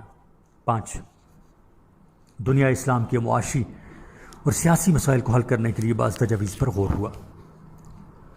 نمبر 5، پانچویں اسلامی سربراہی کانفرنس 5ویں اسلامی سربراہی کانفرنس جنوری 1987 میں کویت میں منعقد ہوئی جس میں 44 مسلم ممالک کے سربراہان یا ان کے نمائندوں نے شرکت کی۔ پاکستان کی نمائندگی صدر پاکستان مرحوم جنرل محمد ضیاء الحق نے کی۔ اس کانفرنس کے فیصلوں اور سفارشات کے اہم نکات مندرجہ ذیل ہیں۔ صفحہ نمبر 234۔ نمبر 1، مسئلہ افغانستان پر پاکستان کے اصولی موقف کی حمایت کرتے ہوئے افغانستان سے روسی فوجیں نکالے جانے کا مطالبہ کیا گیا۔ 2، ایران اور عراق سے عالم اسلام کے وسیع تر مفاد کی خاطر جنگ بند کر دینے کا ایک بار پھر مطالبہ کیا گیا۔ 3، مشرق وسطیٰ کے مسئلے کے حل کی خاطر عالمی کانفرنس بلانے کا مطالبہ کیا گیا۔ 4، اسی اجلاس میں پاکستان کے صدر جنرل محمد ضیاء الحق نے سائنس اور ٹیکنالوجی کے سلسلے میں مسلم ممالک کے باہمی تعاون سے متعلق مجلس عاملہ کی رپورٹ پیش کی۔ 6، ڈاکار چھٹی اسلامی سربراہی کانفرنس 1991 چھٹی اسلامی سربراہی کانفرنس دسمبر 1991 میں افریقہ کی ریاست سینیگال کے دارالحکومت ڈاکار میں منعقد ہوئی۔ اس میں پاکستان کی نمائندگی وزیر اعظم پاکستان محمد نواز شریف نے کی۔ اس کانفرنس میں کشمیر سمیت 39 قراردادیں منظور کی گئیں۔ اس کانفرنس میں پہلی بار مسئلہ کشمیر کا ذکر ہوا۔ کشمیریوں پر بھارتی ظلم و ستم کی مذمت کرتے ہوئے بھارت پر زور دیا گیا کہ وہ کشمیریوں کو حق ارادیت دے۔ 1965 کے بعد یہ پہلا موقع تھا کہ مسئلہ کشمیر پر پاکستان کو بھارت کے خلاف پورے عالم اسلام کی حمایت حاصل ہوئی۔ 7ویں اسلامی سربراہی کانفرنس اسلامی کانفرنس کی تنظیم کی 7ویں سربراہی کانفرنس 13 دسمبر 1994 کو مراکش کے شہر کاسابلانکا میں منعقد ہوئی جو 3 روز جاری رہی۔ اس میں 51 اسلامی ممالک نے شرکت کی۔ پاکستانی وفد نے وزیر اعظم بے نظیر بھٹو کی سربراہی میں کانفرنس میں شمولیت کی۔ کانفرنس میں مسئلہ کشمیر، بوسنیا ہرزیگوینا اور مسئلہ فلسطین زیر غور آئے۔ کانفرنس میں OIC کے ارکان ممالک کے درمیان اقتصادی تعاون کے فروغ دینے پر زور دیا گیا۔ کانفرنس کے اختتام پر اسلامی دنیا کی سیاسی اور اقتصادی مسائل پر اعلان کاسابلانکا جاری کیا گیا۔ صفحہ نمبر 235 آٹھویں اسلامی سربراہی کانفرنس دسمبر 1997 کو ایران کے دارالحکومت تہران میں ہوئی، جس میں 52 ملکوں کے سربراہوں، وزرائے اعظم اور وزرائے خارجہ نے شرکت کی۔ اس میں صدر ایران محمد خاتمی کو اسلامی سربراہی کانفرنس کا چیئرمین منتخب کیا گیا۔ اسلامی سربراہی کانفرنس میں کشمیر، افغانستان اور فلسطین کے ساتھ یکجہتی کا اظہار کیا گیا اور مسلم دنیا کے جملہ مسائل بھی زیر غور آئے۔ صفحہ نمبر 235 جاری ہے۔ نویں اسلامی سربراہی کانفرنس دوحہ اسلامی سربراہی کانفرنس نومبر 2000 میں قطر کے شہر دوحہ میں ہوئی، جس میں 54 اسلامی ممالک کے سربراہان نے شرکت کی۔ تمام اسلامی ممالک کو ایک پلیٹ فارم پر جمع کر کے ان کے مسائل پر غور و فکر کیا گیا۔ کانفرنس کے اختتام پر دنیا اسلام کی سیاسی اور اقتصادی مسائل پر اعلان دوحہ جاری کیا گیا۔ کانفرنس کے اختتام پر اعلان دوحہ میں اسرائیلی جارحیت کو ختم کرنے، مقبوضہ عرب مسائل پر اعلان، دوحہ اور فلسطین کی قومی حیثیت کو بین الاقوامی حیثیت کو تسلیم کرنے جیسی قراردادیں منظور کی گئی۔ اسلامی کانفرنسوں کے فیصلے کی روشنی میں تیل کی دولت سے مالا مال مسلمان ممالک غیر ممالک کو امداد مہیا کر رہے ہیں۔ اسلامی کانفرنس بہت سے ملکوں نے انسانی ہمدردی اور عالمی اخوت کے جذبے کے تحت فلسطینی مہاجرین، افغان مہاجرین اور کشمیری مہاجرین کی امداد کے لیے مالی امداد، خوراک، ادویات، خیمے اور دوسرا ضروری سامان مہیا کرتی رہی ہے۔ پاکستان کا کردار۔ پاکستان اسلامی کانفرنس کی تنظیم OIC کا ایک اہم ترین رکن ہے۔ پاکستان نے ہمیشہ عالم اسلام کے اتحاد، اسلامی ریاستوں کا جوہری خطرات سے دفاع، اسرائیل کی جارحیت کی پرزور مذمت اور فلسطین کی آزادی کے لیے مضبوط موقف اختیار کیا۔ ایران عراق جنگ میں اسلامی کانفرنس کے فیصلوں کی روشنی میں صدر پاکستان نے تہران اور بغداد کے درمیان مفاہمت کی کئی بار کوششیں کی۔ بھارت اور فلپائن کے مسلمانوں کے حقوق کے تحفظ کے لیے بار بار آواز بلند کی۔ افغانستان سے روسی فوجیوں کے انخلاء اور افغان مہاجرین کی باعزت طور پر واپسی کے لیے بھرپور کردار ادا کیا۔ صفحہ نمبر 236۔ پاکستان کی ہمیشہ یہ کوشش رہی ہے کہ اسلامی کانفرنس کی تنظیم ایک فعال اور مؤثر پلیٹ فارم بن جائے تاکہ کسی بڑی سے بڑی سامراجی طاقت کو اسلامی بلاک کی طرف نگاہ اٹھانے کی ضرورت نہ ہو۔ اسلامی کانفرنس کی ذیلی تنظیمیں۔ نمبر 1، اسلامی کانفرنس کے کردار کو مؤثر بنانے کے لیے کئی ذیلی تنظیمیں قائم کی گئیں۔ صفحہ نمبر 236 جاری ہے، جن میں نمبر 1 اسلامی ایوان صنعت و تجارت، 2 اسلامی ممالک کا ترقیاتی بینک، 3 بین الاقوامی خبر رساں ایجنسی، 4 اسلامی ممالک کی براڈ کاسٹنگ تنظیم، 5 اسلامی عدالت انصاف زیر غور، 6 اسلامی ملکوں کے دارالحکومت کی تنظیم وغیرہ شامل ہیں۔ سوال نمبر 11 مندرجہ ذیل پر نوٹ لکھیے۔ نمبر 1 معتمر اسلامی اور پاکستان، ب رابطہ عالم اسلام اور پاکستان۔ جواب: معتمر عالم اسلامی اور پاکستان۔ معتمر عالم اسلامی کی تنظیم 1926 میں مکہ مکرمہ میں قائم کی گئی۔ ہندوستانی مسلمانوں کی نمائندگی مولانا محمد علی جوہر اور سید سلیمان ندوی نے کی۔ معتمر عالم اسلامی کے دوسرے اجلاس میں منعقدہ 1931 بیت المقدس میں حکیم الامت علامہ اقبال نے بھی شرکت کی تھی۔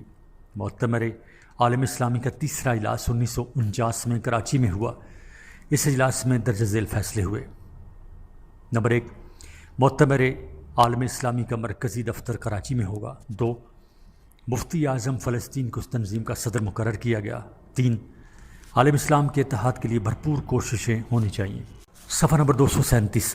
4 پاکستان کے ڈاکٹر انعام اللہ خان سیکرٹری جنرل مقرر کیے گئے۔ 5 پورے عالم اسلام میں اس تنظیم کی شاخیں قائم کرنے کا فیصلہ کیا گیا۔ یہ تنظیم دنیا بھر کے مسلمانوں کو متحد کرنے اور قریب لانے میں اہم کردار ادا کر رہی ہے۔ 2 صفحہ نمبر 237 رابطہ عالم اسلام اور پاکستان۔ رابطہ عالم اسلام کا ادارہ 1926 میں قائم ہوا۔ اس اہم ادارے کا مرکزی دفتر سعودی عرب میں قائم ہے۔ پاکستان اس تنظیم کا ایک فعال رکن ہے۔ اس ادارے میں پاکستان کا کردار بہت ہی اہمیت کا حامل ہے۔ پاکستان نے اس تنظیم کے پلیٹ فارم سے عالم اسلام کے لیے کی جانے والی ہر کوشش کا بھرپور ساتھ دیا ہے۔ RCD۔ سوال نمبر 12 علاقائی تعاون برائے ترقی پر مختصر نوٹ لکھیے۔ جواب: علاقائی تعاون برائے ترقی یعنی RCD۔ جولائی 1964 میں پاکستان، ایران اور ترکی نے ایک علاقائی تنظیم قائم کی جس کو علاقائی تعاون برائے ترقی کا نام دیا گیا۔ یہ تنظیم ان دوستانہ اور برادرانہ جذبات کا نتیجہ ہے جو تینوں ممالک کے عوام کے درمیان صدیوں سے موجود ہیں۔ علاقائی تعاون برائے ترقی کثیر المقاصد معاہدہ تھا تاکہ تینوں ممالک میں زیادہ سے زیادہ قریبی تعلقات استوار ہو سکیں۔ علاقائی تعاون برائے ترقی کے مقاصد: نمبر 1، ترکی، ایران اور پاکستان کے درمیان تجارت کو فروغ دینا۔ 2، ترکی، ایران اور پاکستان کا ایک مشترکہ ایوان تجارت قائم کرنا۔ 3، مشترکہ مقاصد کے حصول کے لیے مختلف منصوبے تیار کرنا۔ 4، تینوں ممالک کے درمیان ڈاک اور تار کی وہی شرح نافذ کرنا جو اندرون ملک ہے۔ 5، تینوں ممالک کے درمیان ذرائع آمد و رفت کو بہتر بنانا۔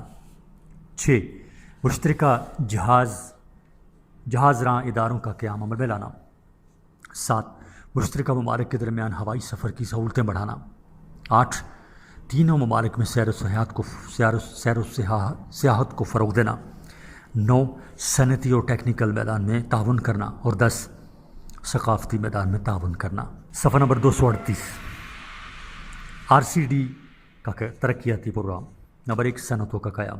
پاکستان میں کپڑے کے کارخانے اور یوریا کھاد کے کارخانے قائم کیے جائیں گے۔ پاکستان ایران اور ترکی کو یوریا کھاد سپلائی کر رہا ہے۔ مشترکہ سرمایہ سے کراچی میں ایک نوٹ بنانے کا کارخانہ قائم کیا گیا ہے، یعنی ٹیکسول۔ 2، معدنی دولت۔ تینوں ملکوں کی معدنی دولت سے پورا فائدہ اٹھایا جائے گا۔ ترکی میں ایلومینیم کے ذخیرے ہیں۔ ایران میں اس سے خالص ایلومینیم دھات تیار کی جائے گی۔ پاکستان میں اس سے چادریں بنے گی۔ ترکی میں لوہا اور کوئلہ ہے، وہاں ڈیزل انجن اور ریل کے انجن بنائے جائیں گے جو ایران اور پاکستان کو بھیجے جائیں گے۔ نمبر 3، اقتصادی تعاون کی تنظیم۔ 1979 یعنی 1979 میں ایران کے اسلامی انقلاب کے بعد اس تنظیم میں ایران کی دلچسپی کم ہونے کی وجہ سے علاقائی تعاون برائے ترقی کی تنظیم کا کام کچھ ٹھنڈا پڑ گیا۔ 1984 میں ایران نے پاکستان اور ترکی کو تجویز پیش کی کہ RCD کو دوبارہ متحرک کیا جائے۔ پاکستان اور ترکی نے اس تجویز کا خیر مقدم کیا۔ تینوں ممالک کے نمائندوں میں گفت و شنید کے بعد 1985 میں RCD کی تنظیم نو کی گئی اور اس کا نیا نام اقتصادی تعاون کی تنظیم رکھا گیا۔ یہ کم و بیش وہی مقاصد تھے۔ ان تمام منصوبوں پر کام جاری ہے جو RCD نے شروع کیے تھے۔ اقتصادی تعاون کی تنظیم تینوں ممالک کے مابین اقتصادی، صنعتی، تجارتی، تعلیمی اور ثقافتی میدانوں میں تعاون کو مزید فروغ دینے کے لیے ضروری اقدامات اٹھا رہی ہے۔ صفحہ نمبر 239، سوال نمبر 13، اتحاد عالم اسلام میں پاکستان کے کردار کی وضاحت کیجیے۔ جواب: اتحاد اسلام میں پاکستان کا کردار۔ پاکستان ایک اسلامی نظریاتی ملک ہے۔ اس کے نظریے کا بنیادی تقاضا ہے کہ مسلم ممالک سے گہرے اور قریبی تعلقات قائم رکھے جائیں اور عالم اسلام کو متحد قوت بنایا جائے۔ پاکستان کی خارجہ پالیسی میں یہ عنصر بہت اہمیت کا حامل ہے۔ پاکستان نے ہمیشہ کوشش کی ہے کہ وہ مسلم اکثریت کے ملکوں سے گہرے روابط قائم کرے اور دوستانہ تعلقات رکھے۔ دنیا کے مسلمانوں کے لیے اتحاد اور ان کے حقوق کے علمبردار کی حیثیت سے پاکستان کا کردار بے مثال رہا ہے۔ یہ حقیقت اپنی جگہ قائم ہے کہ مسلمانوں نے ہر زمانے اور ہر دور میں مسلمانوں کے ساتھ ہمیشہ دوستی کا اظہار کیا۔ دنیا بھر کے مسلمانوں میں اتحاد کی دلی خواہش ہر دور میں زندہ رہی۔ جمال الدین افغانی کے پان اسلامزم کی تحریک کا بنیادی مقصد عالم اسلام کو متحد کرنا تھا۔ اس مقصد کے حصول کے لیے انہوں نے ہندوستان، افغانستان، ایران، ترکی اور مصر جیسے اسلامی ممالک کے طوفانی دورے کیے، لیکن جمال الدین افغانی کی کوششوں کو شک کی نظر سے دیکھا گیا، اس لیے ان کی کوششیں کامیاب نہ ہو سکیں۔ 1912 کی جنگ طرابلس اور جنگ عظیم اول میں مسلمانہ نے برصغیر نے ترک مسلمانوں کی جو حمایت کی وہ تاریخ کا ایک روشن باب ہے۔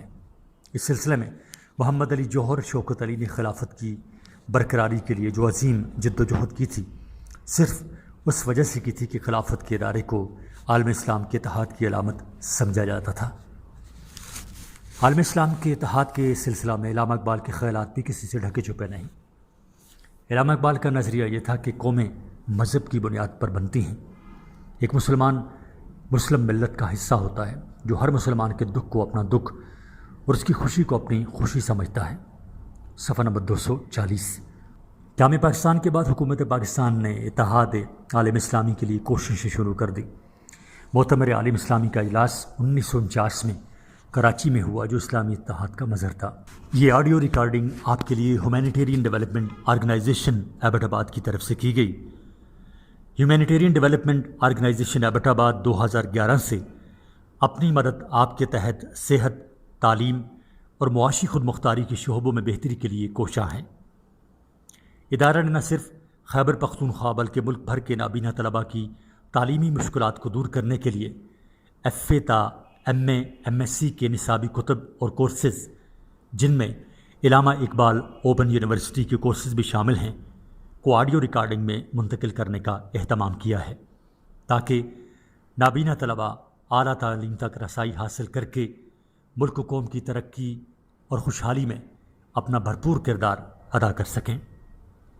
یہ تمام ریکارڈنگز ادارہ کی طرف سے نابینا طلباء کو بالکل مفت فراہم کی جا رہی ہیں۔ ہیومینیٹیرین ڈیولپمنٹ آرگنائزیشن ایبٹ آباد، ویب سائٹ HDORG.net، ای میل HDOATD@gmail.com، کانٹیکٹ نمبر 0345 یعنی 0345 9541838 یعنی 0345 95 41 838۔ صفحہ نمبر 240 ہی جاری ہے۔ نمبر 1، مسلم ممالک کی اقتصادی کانفرنس۔ 1949 میں حکومت پاکستان کی دعوت پر 18 مسلم ممالک کے ماہرین اقتصادیات کی کانفرنس پاکستان میں ہوئی۔ اس کانفرنس میں اسلامی اقتصادی نظام کے قیام کے لیے تجاویز پر غور کیا گیا۔ اس کانفرنس میں یہ فیصلہ کیا گیا کہ اقتصادی معاملات پر غور و فکر کے لیے ایک تحقیقی انسٹیٹیوٹ قائم کیا جائے جو مسلم ممالک کے درمیان اقتصادی معاملات پر ممکنہ اشتراک و تعاون کی راہیں معلوم کرے، مسلم ممالک کی رہنمائی کی فرائض انجام دے۔ اقتصادی کانفرنس کا دوسرا اجلاس 1950 میں تہران میں ہوا۔ تیسرا اور آخری اجلاس کراچی میں ہوا۔ پاکستان کی جانب سے عالم اسلام کے لیے پرخلوص کوششیں بھی اسلامی ممالک کے عدم تعاون کی وجہ سے کامیاب نہ ہو سکیں۔ 2، مسلم ممالک کے سربراہوں کا اجلاس۔ مسلمان ملکوں کے درمیان اتحاد کی فضا پیدا کی جائے تاکہ سیاسی طور پر مسلم امہ ایک جماعت محسوس ہو سکے۔ پاکستان نے مسلم ممالک کے سربراہوں کا ایک اجلاس بلانے کی تجویز 1953 میں پیش کی تاکہ عالم اسلام کو درپیش مسائل پر غور کر کے ان مسائل کا باہمی مشاورت سے حل نکالا جا سکے۔ پاکستان نے کئی مسلم ممالک کو اپنے نمائندے روانہ کیے لیکن خاطر خواہ کامیابی حاصل نہ ہو سکی۔ 3، مکہ مکرمہ میں سہ فریقی کانفرنس اور پاکستان۔ 1954 میں مسلم ممالک کے سربراہوں کا اجلاس سعودی عرب کے شہر مکہ مکرمہ میں ہوا، جس میں پاکستان کے گورنر جنرل غلام محمد، سعودی عرب کے فرمانروا شاہ مسعود اور مصر کے صدر جمال عبد الناصر نے شرکت کی۔ اس سہ فریقی کانفرنس میں اسلامی کانفرنس کے نام سے ایک ایسا ادارہ قائم کرنے کا فیصلہ کیا گیا جس کا عارضی صدر دفتر قاہرہ میں تھا۔ یہ ادارہ بھی عالم اسلام کے اتحاد کے لیے کوئی خاطر خواہ کام نہ کر سکا اور جلد ہی خود بخود بند ہو گیا۔ صفحہ نمبر 241، سوال نمبر 14، بین الاقوامی اور علاقائی تنظیموں میں پاکستان کی خدمات کا جائزہ لیجیے۔ جواب، بین الاقوامی اور علاقائی تنظیموں میں پاکستان کی خدمات۔ نمبر 1، پاکستان نے اقوام متحدہ کے ایوانوں نیز دیگر بین الاقوامی اور علاقائی تنظیموں میں نہ صرف اسرائیل کی جارحانہ کارروائیوں خصوصاً عرب علاقوں پر غاصبانہ قبضہ کرنے اور برقرار رکھنے کی پالیسی کی مذمت کی بلکہ فلسطینیوں کے حقوق کی بحالی کے لیے آواز بلند کی۔ پاکستان کا موقف یہ ہے کہ مشرق وسطیٰ میں اس وقت تک پائیدار امن قائم نہیں ہو سکتا جب تک فلسطین کی سرزمین پر اسرائیل کے جبر و استبداد کو ختم نہیں کیا جاتا اور یہ حقیقت تسلیم نہیں کی جاتی کہ فلسطینیوں کو ایک قوم کی حیثیت سے اپنی علیحدہ ریاست قائم کرنے کا حق ہے۔ بین الاقوامی برادری کو چاہیے کہ وہ اسرائیل کا محاسبہ کرے تاکہ وہ اپنی پرتشدد پالیسی کو ترک کرے اور فلسطینیوں کے حقوق کا احترام کرنا سیکھے۔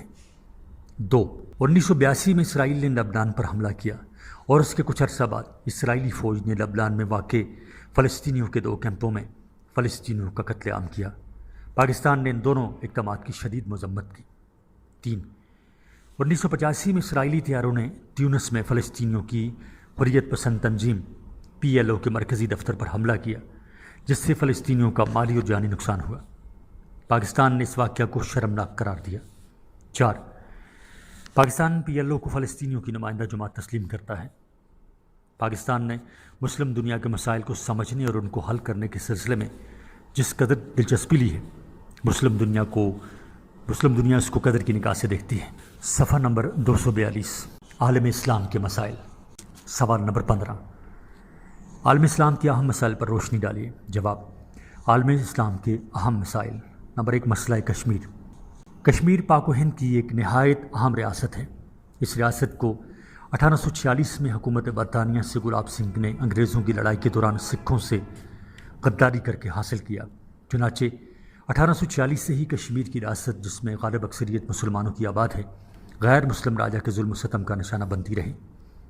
1931 میں جب یہ ظلم و ستم اپنی انتہا کو پہنچا تو ہندوستان کی ایک فعال اور مسلم سیاسی جماعت مجلس احرار اسلام نے کشمیری مسلمانوں کو راجا کے ظلم و ستم سے بچانے کے لیے ایک عظیم تحریک چلائی۔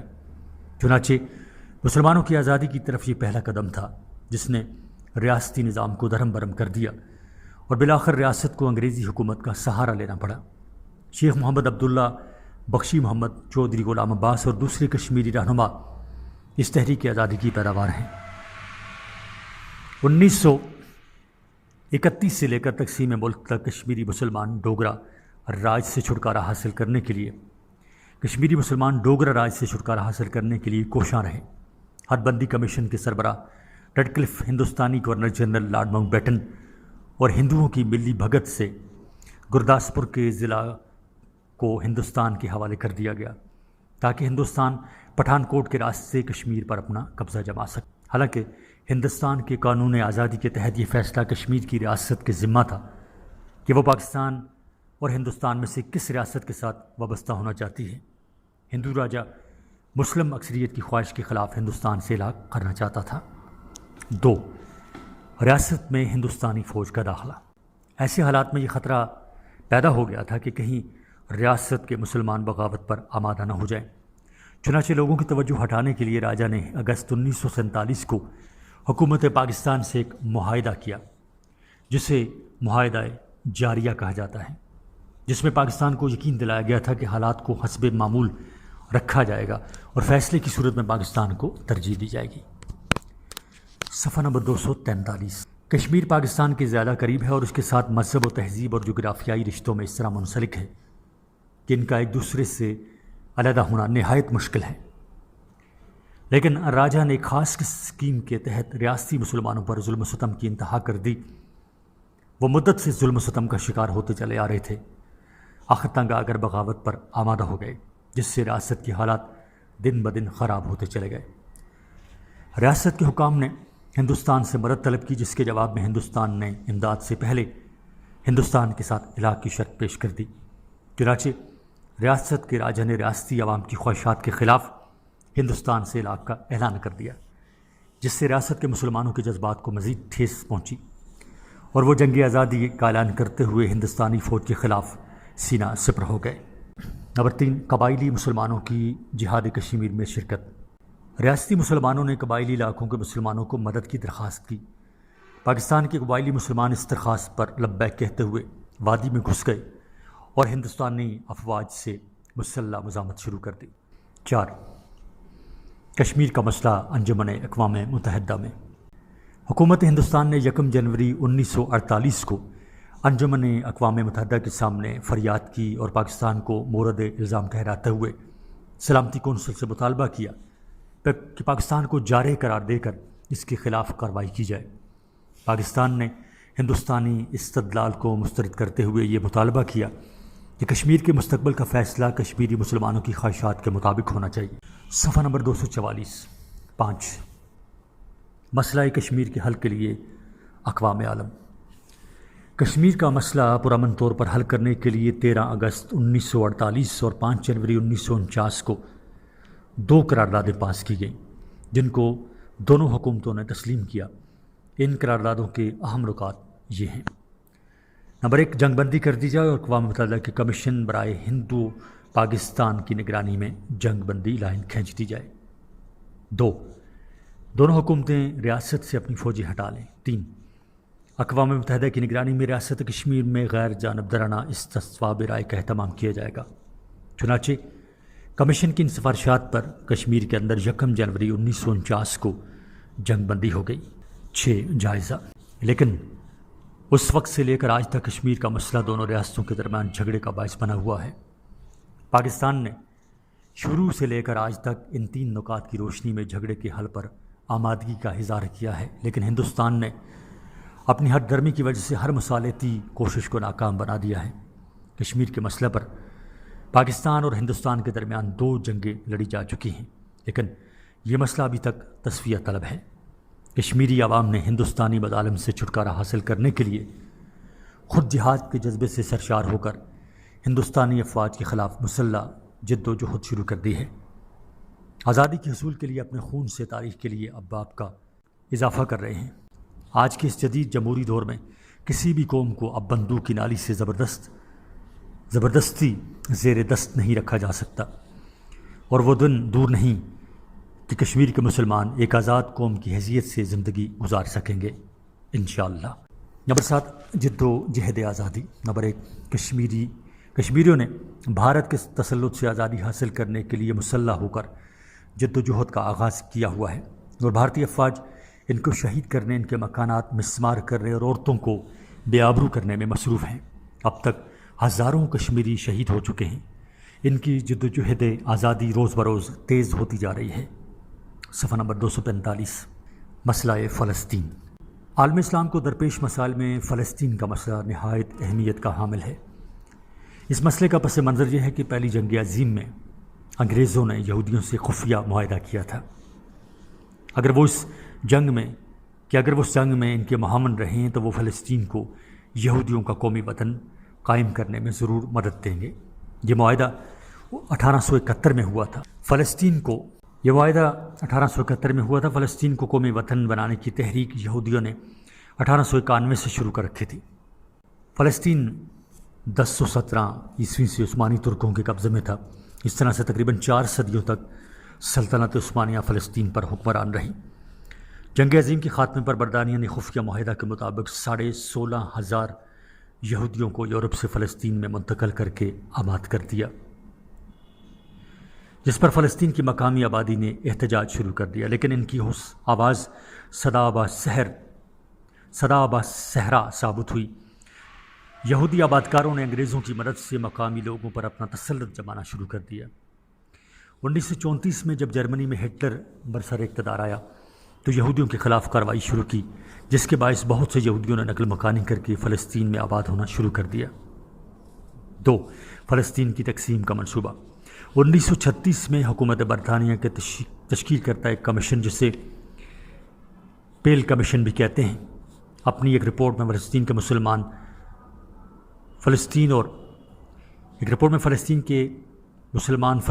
یہودی فلسطین 2 ریاستوں میں تقسیم کرنے کا منصوبہ پیش کیا۔ اس منصوبے کو فلسطینیوں نے رد کر کے مفتی اعظم فلسطین امین الحسینی کی قیادت میں عالمی بغاوت بلند کر دیا، لیکن حکومت برطانیہ نے سختی سے اس احتجاجی تحریک کو ختم کر دیا۔ 3 فلسطین اقوام متحدہ میں۔ فروری 1947 میں برطانیہ نے مسئلہ فلسطین اقوام متحدہ میں پیش کیا۔ 26 نومبر 1947 کو جنرل اسمبلی نے کافی بحث و مباحثہ کے بعد ایک قرارداد منظور کی، جس میں فلسطین کو 2 خود مختار ریاستوں میں تقسیم کرنے کی تجویز منظور کی۔ ان ریاستوں میں سے ایک یہودی ریاست کا قیام بھی قرارداد میں شامل تھا۔ ان دونوں ریاستوں کی قیام کے لیے 1 اکتوبر 1948 کی تاریخ مقرر کی گئی۔ تاہم 14 مئی 1948 کو فلسطین کے ایک علاقے پر اسرائیل کے نام اسرائیل کے نام پر ایک یہودی ریاست قائم کر دی گئی، جس کے فوراً بعد یہودی اور سامراجی طاقتوں کے گٹھ جوڑ کے نتیجہ میں 1949 میں فلسطینی جنگ شروع ہو گئی۔ صفحہ نمبر 246۔ اسرائیل نے عرب فلسطین کی ریاست کے لیے مجوزہ 67,000 کلومیٹر علاقے پر زبردستی قبضہ جما لیا۔ بچا کچا علاقہ 1967 کی عرب اسرائیل جنگ میں اسرائیل کے قبضے میں آ گیا۔ یہودی حکومت نے ان مقبوضہ علاقوں میں یہودیوں کو بسانے کی ایک مہم شروع کر رکھی ہے، اور اس مقصد کے لیے عرب آبادی کو ظلم و ستم کا نشانہ بنا کر بے دخل کیا جاتا رہا ہے۔ اسرائیل کے قیام سے اب تک لاکھوں فلسطینی اپنے علاقوں سے نکالے جانے پر مجبور کیے گئے ہیں۔ یہ فلسطینی لوگ اردن، شام، لبنان اور دریائے اردن کے مغربی کنارے پر مہاجرین کی شکل میں نہایت ہی مشکل حالات میں زندگی گزارنے پر مجبور ہیں۔ 4. مسئلہ فلسطین اور پاکستان جب وجود میں آیا تو اس وقت اقوام متحدہ کا سالانہ اجلاس شروع ہونے والا تھا۔ 30 ستمبر 1947 کو پاکستان اقوام متحدہ کا رکن بن گیا۔ اس وقت مسئلہ فلسطین جنرل اسمبلی کے سامنے زیر غور تھا۔ مسئلے کا مستقل حل نکالنے کے لیے ایک کمیٹی تشکیل دی گئی۔ اس کمیٹی کی مزید 2 ذیلی کمیٹی بنائی گئیں۔ پاکستان 2 کمیٹیوں میں سے ایک کا رکن مقرر ہوا۔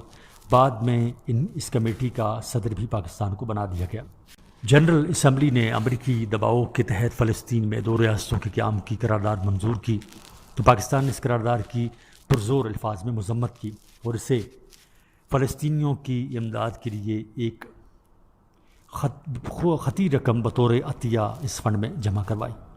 عرب اسرائیل جنگ کے نتیجہ میں لاکھوں فلسطینی مہاجرین کی آباد کاری کے لیے اقوام متحدہ نے جو امدادی فنڈ قائم کیا تو پاکستان نے مظلوم فلسطینیوں کی امداد کے لیے خطی رقم بطور عطیہ اس فنڈ میں جمع کروائی۔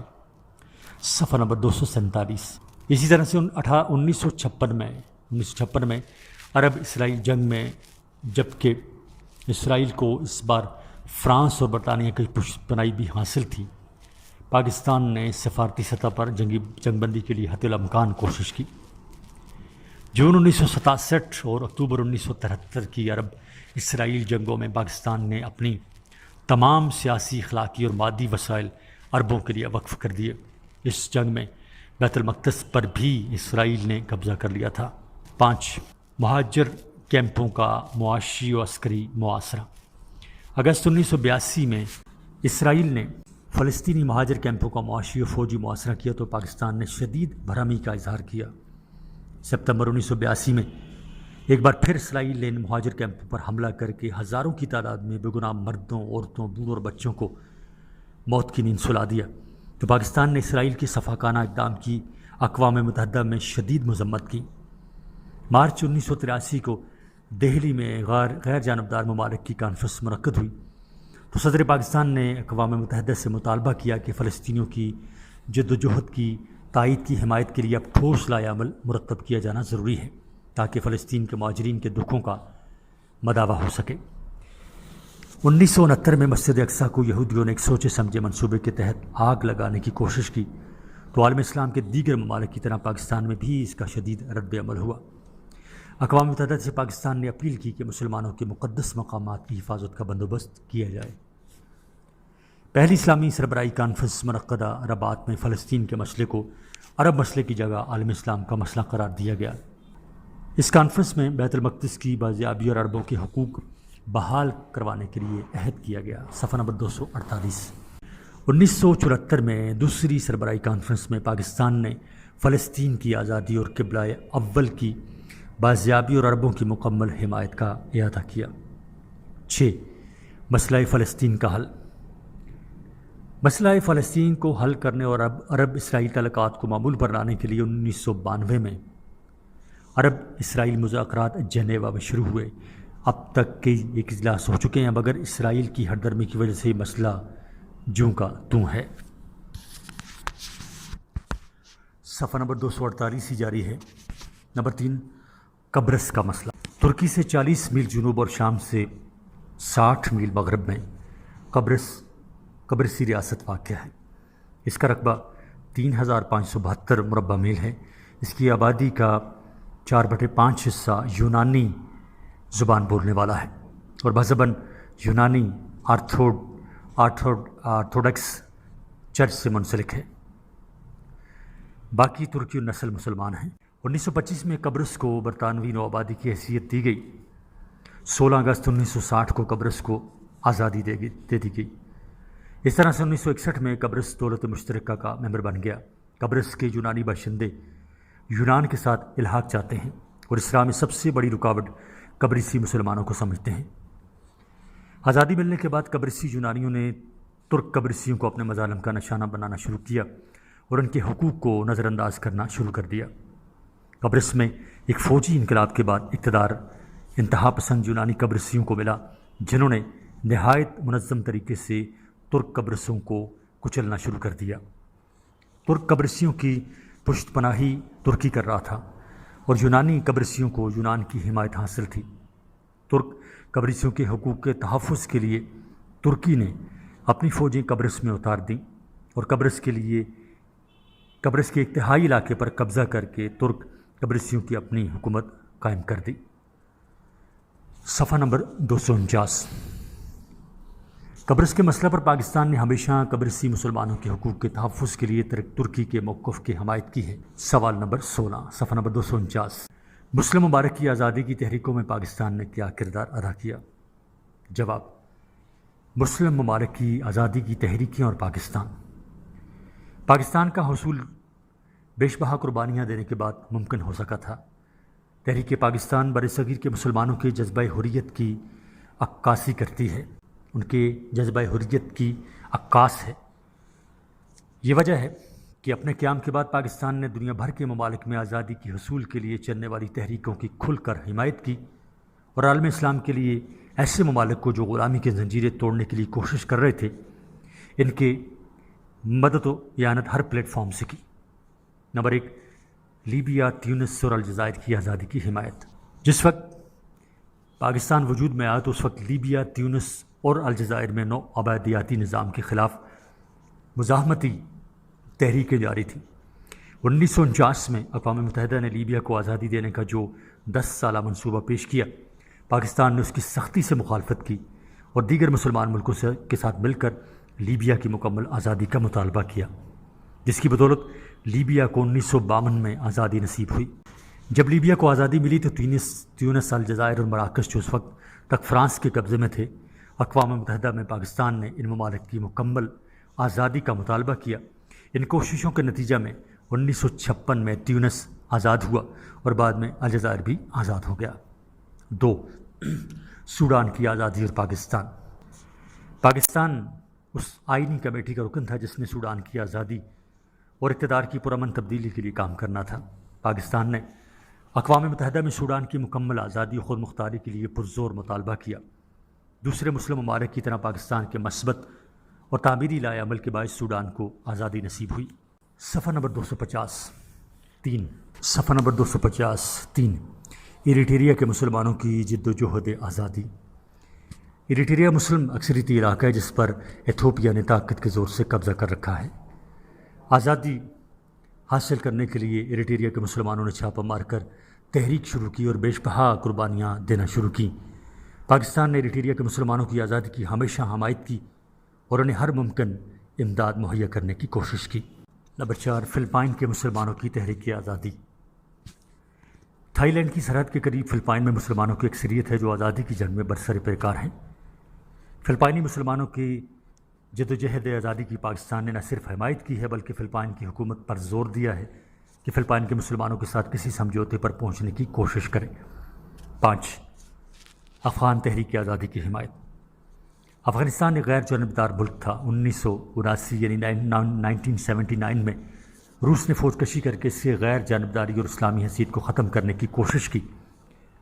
افغان عوام نے اپنی روایت کے مطابق غیر نمائندہ حکومت کے خلاف مسلح جد و جہد شروع کی۔ پاکستان نے 29 لاکھ افغان مہاجرین کو انسانی ہمدردی اور اسلامی رشتے کی وجہ سے نہ صرف اپنے ہاں پناہ دی بلکہ روس کے جارحانہ اقدام کی پرزور مذمت کی اور روسی افواج کا افغانستان سے نکل جانے کا مطالبہ کیا۔ اس مقصد کے حصول کے لیے اقوام متحدہ کے زیر نگرانی پاکستان اور افغانستان کے مابین وقفے سے جنیوا میں بالواسطہ گفتگو کے کئی دور ہوئے۔ اس کے نتیجے میں 1988 میں ایک معاہدہ طے پایا۔ اس معاہدے کے تحت روس نے فروری 1989 یعنی 1989 میں اپنی افواج افغانستان سے واپس بلا لیں۔ اب افغانستان میں جمہوری حکومت قائم ہے۔ پاکستان کے وزیر اعظم نے 1992 میں افغانستان کا دورہ کیا اور افغان حکومت کو 25 کروڑ روپے کی امداد دی۔ افغانستان کے صدر پروفیسر مجددی نے بھی پاکستان کا دورہ کیا۔ اس سے دونوں اسلامی ممالک کے تعلقات مزید مستحکم ہوئے۔ صفحہ نمبر 251۔ مارچ 1993 میں پاکستان کی کوششوں سے مجاہدین افغانستان کے تمام گروپ لیڈر اسلام تمام گروپ لیڈر اسلام آباد میں مارچ 1993 میں پاکستان کی کوششوں سے مجاہدین افغانستان کے تمام گروپ لیڈر اسلام آباد میں جمع ہوئے اور قیام امن اور تعمیر افغانستان کے لیے ایک معاہدہ پر دستخط کیے۔ اس معاہدہ کو معاہدہ اسلام آباد کہتے ہیں۔ 2001 میں امریکہ نے افغانستان پر حملہ کر دیا اور طالبان کی حکومت ختم کر دی۔ ڈیٹو افواج طالبان سے برسر پیکار ہیں۔ امریکہ نے کرزئی کو افغانستان کا صدر بنا رکھا ہے۔ پاکستان کی خواہش ہے کہ افغانستان سے غیر ملکی افواج نکل جائیں اور وہاں ایک آزاد، خود مختار اور جمہوری حکومت قائم ہو۔ کرزئی اس وقت کے صدر تھے اور میں عرض کر چکا ہوں کہ یہ پرانا ایڈیشن ہے، یہ اس وقت کا ہے۔ مشرقی پاکستان کی علیحدگی۔ 1970 کے انتخابات میں قومی اسمبلی کی کل 313 نشستوں میں سے عوامی لیگ نے 167 اور پیپلز پارٹی نے 88 نشستیں حاصل کیں۔ اس طرح عوامی لیگ کو اکثریت حاصل ہو گئی۔ عوامی لیگ نے تمام نشستیں مشرقی پاکستان اور پیپلز پارٹی نے مغربی پاکستان میں حاصل کی۔ عوامی لیگ کو مغربی پاکستان میں کوئی سیٹ نہ ملی۔ اسی طرح پیپلز پارٹی کو مشرقی پاکستان میں کوئی سیٹ نہ مل سکی۔ انتخاب میں کامیابی کے بعد شیخ مجیب الرحمان نے اعلان کیا کہ وہ 6 نکات پر مبنی دستور کی تیاری پر کام کریں گے۔ Martial law administrator general Yahya Khan نے قومی اسمبلی کا اجلاس ڈھاکہ میں طلب کر لیا۔ پاکستان پیپل پارٹی نے اس میں شرکت کرنے سے انکار کر دیا۔ اس دباؤ سے متاثر ہو کر جنرل یحییٰ خان نے قومی اسمبلی کا اجلاس ملتوی کر دیا، جو ایک سنگین غلطی تھی۔ عوامی لیگ کا رد عمل۔ جنرل یحییٰ خان نے سیاسی جماعتوں کی میٹنگ 11 مارچ کو طلب کی، مگر عوامی لیگ نے اس میں شرکت سے انکار کر دیا اور مشرقی پاکستان میں تحریک عدم تعاون شروع کر دی۔ جلد ہی یہ تحریک تشدد کا رنگ اختیار کر گئی۔ بنگالی نوجوانوں نے پاکستان کے حامی بہاریوں کا قتل عام شروع کر دیا۔ صفحہ نمبر 252۔ مغربی پاکستان کا وفد۔ مغربی پاکستان کے سیاسی رہنماؤں کا وفد، جس میں مولانا مفتی محمود خان، عبدالولی خان، خان عبدالقیوم خان، ذوالفقار علی بھٹو اور دیگر سیاسی رہنما شامل تھے، جنرل یحییٰ خان کے ساتھ مشرقی پاکستان گیا، مگر شیخ مجیب الرحمان اپنے 6 نکات میں کمی کرنے پر تیار نہ تھے۔ شیخ مجیب الرحمان اور ذوالفقار علی بھٹو کے مذاکرات بھی ہوئے مگر بے سود۔ یحییٰ خان نا امید ہو گئے اور عوامی لیگ کو غیر قانونی قرار دے دیا اور شیخ مجیب الرحمان کو گرفتار کر کے مغربی پاکستان بھجوا دیا۔ صفحہ نمبر 252 ہی جاری ہے۔ مولانا بھاشانی اب تک خاموش تھے۔ رد عمل کے طور پر انہوں نے شیخ مجیب الرحمان کی حمایت کا اعلان کر دیا۔ سکوت ڈھاکہ۔ جنرل یحییٰ خان نے طاقت کے زور سے بنگالیوں کو دبانا چاہا، مگر بنگالی نوجوان سرحد پار کر کے بھارت چلے گئے۔ بھارتی فوجیوں نے عسکری تربیت دے کر خانہ جنگی کے لیے تیار کر دیا۔ پاکستان نے ایسٹ پاکستان رائفلز اور ایسٹ بنگال رائفلز سے ہتھیار لے لیے تاکہ یہ لوگ امن و امان قائم کرنے میں رکاوٹ نہ بنے۔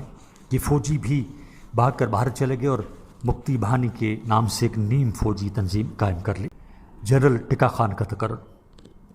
یحییٰ خان نے جنرل ٹکا خان کو مشرقی پاکستان بھیج دیا اور مشرقی پاکستان کی کمان اس کے سپرد کر دی۔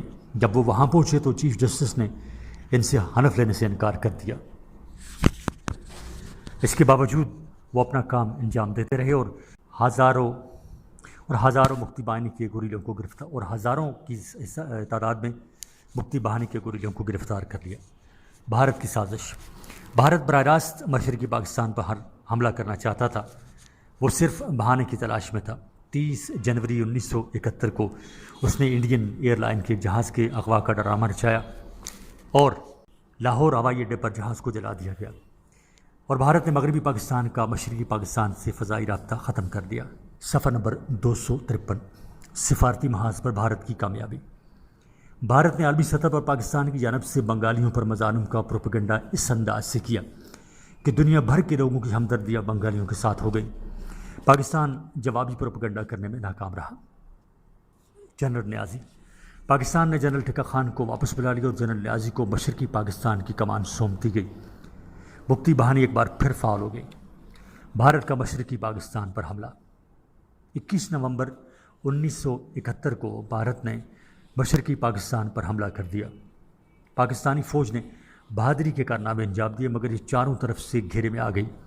فضائی مدد اور دیگر ساز و سامان کی فراہمی ختم ہو گئی۔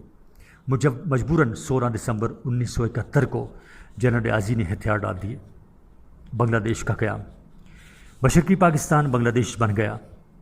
پاکستانی فوج کے 93,000 فوجی بھارت کی قیادت میں چلے گئے۔ سوال نمبر 17، مشرقی پاکستان کی علیحدگی کے اسباب لکھیے۔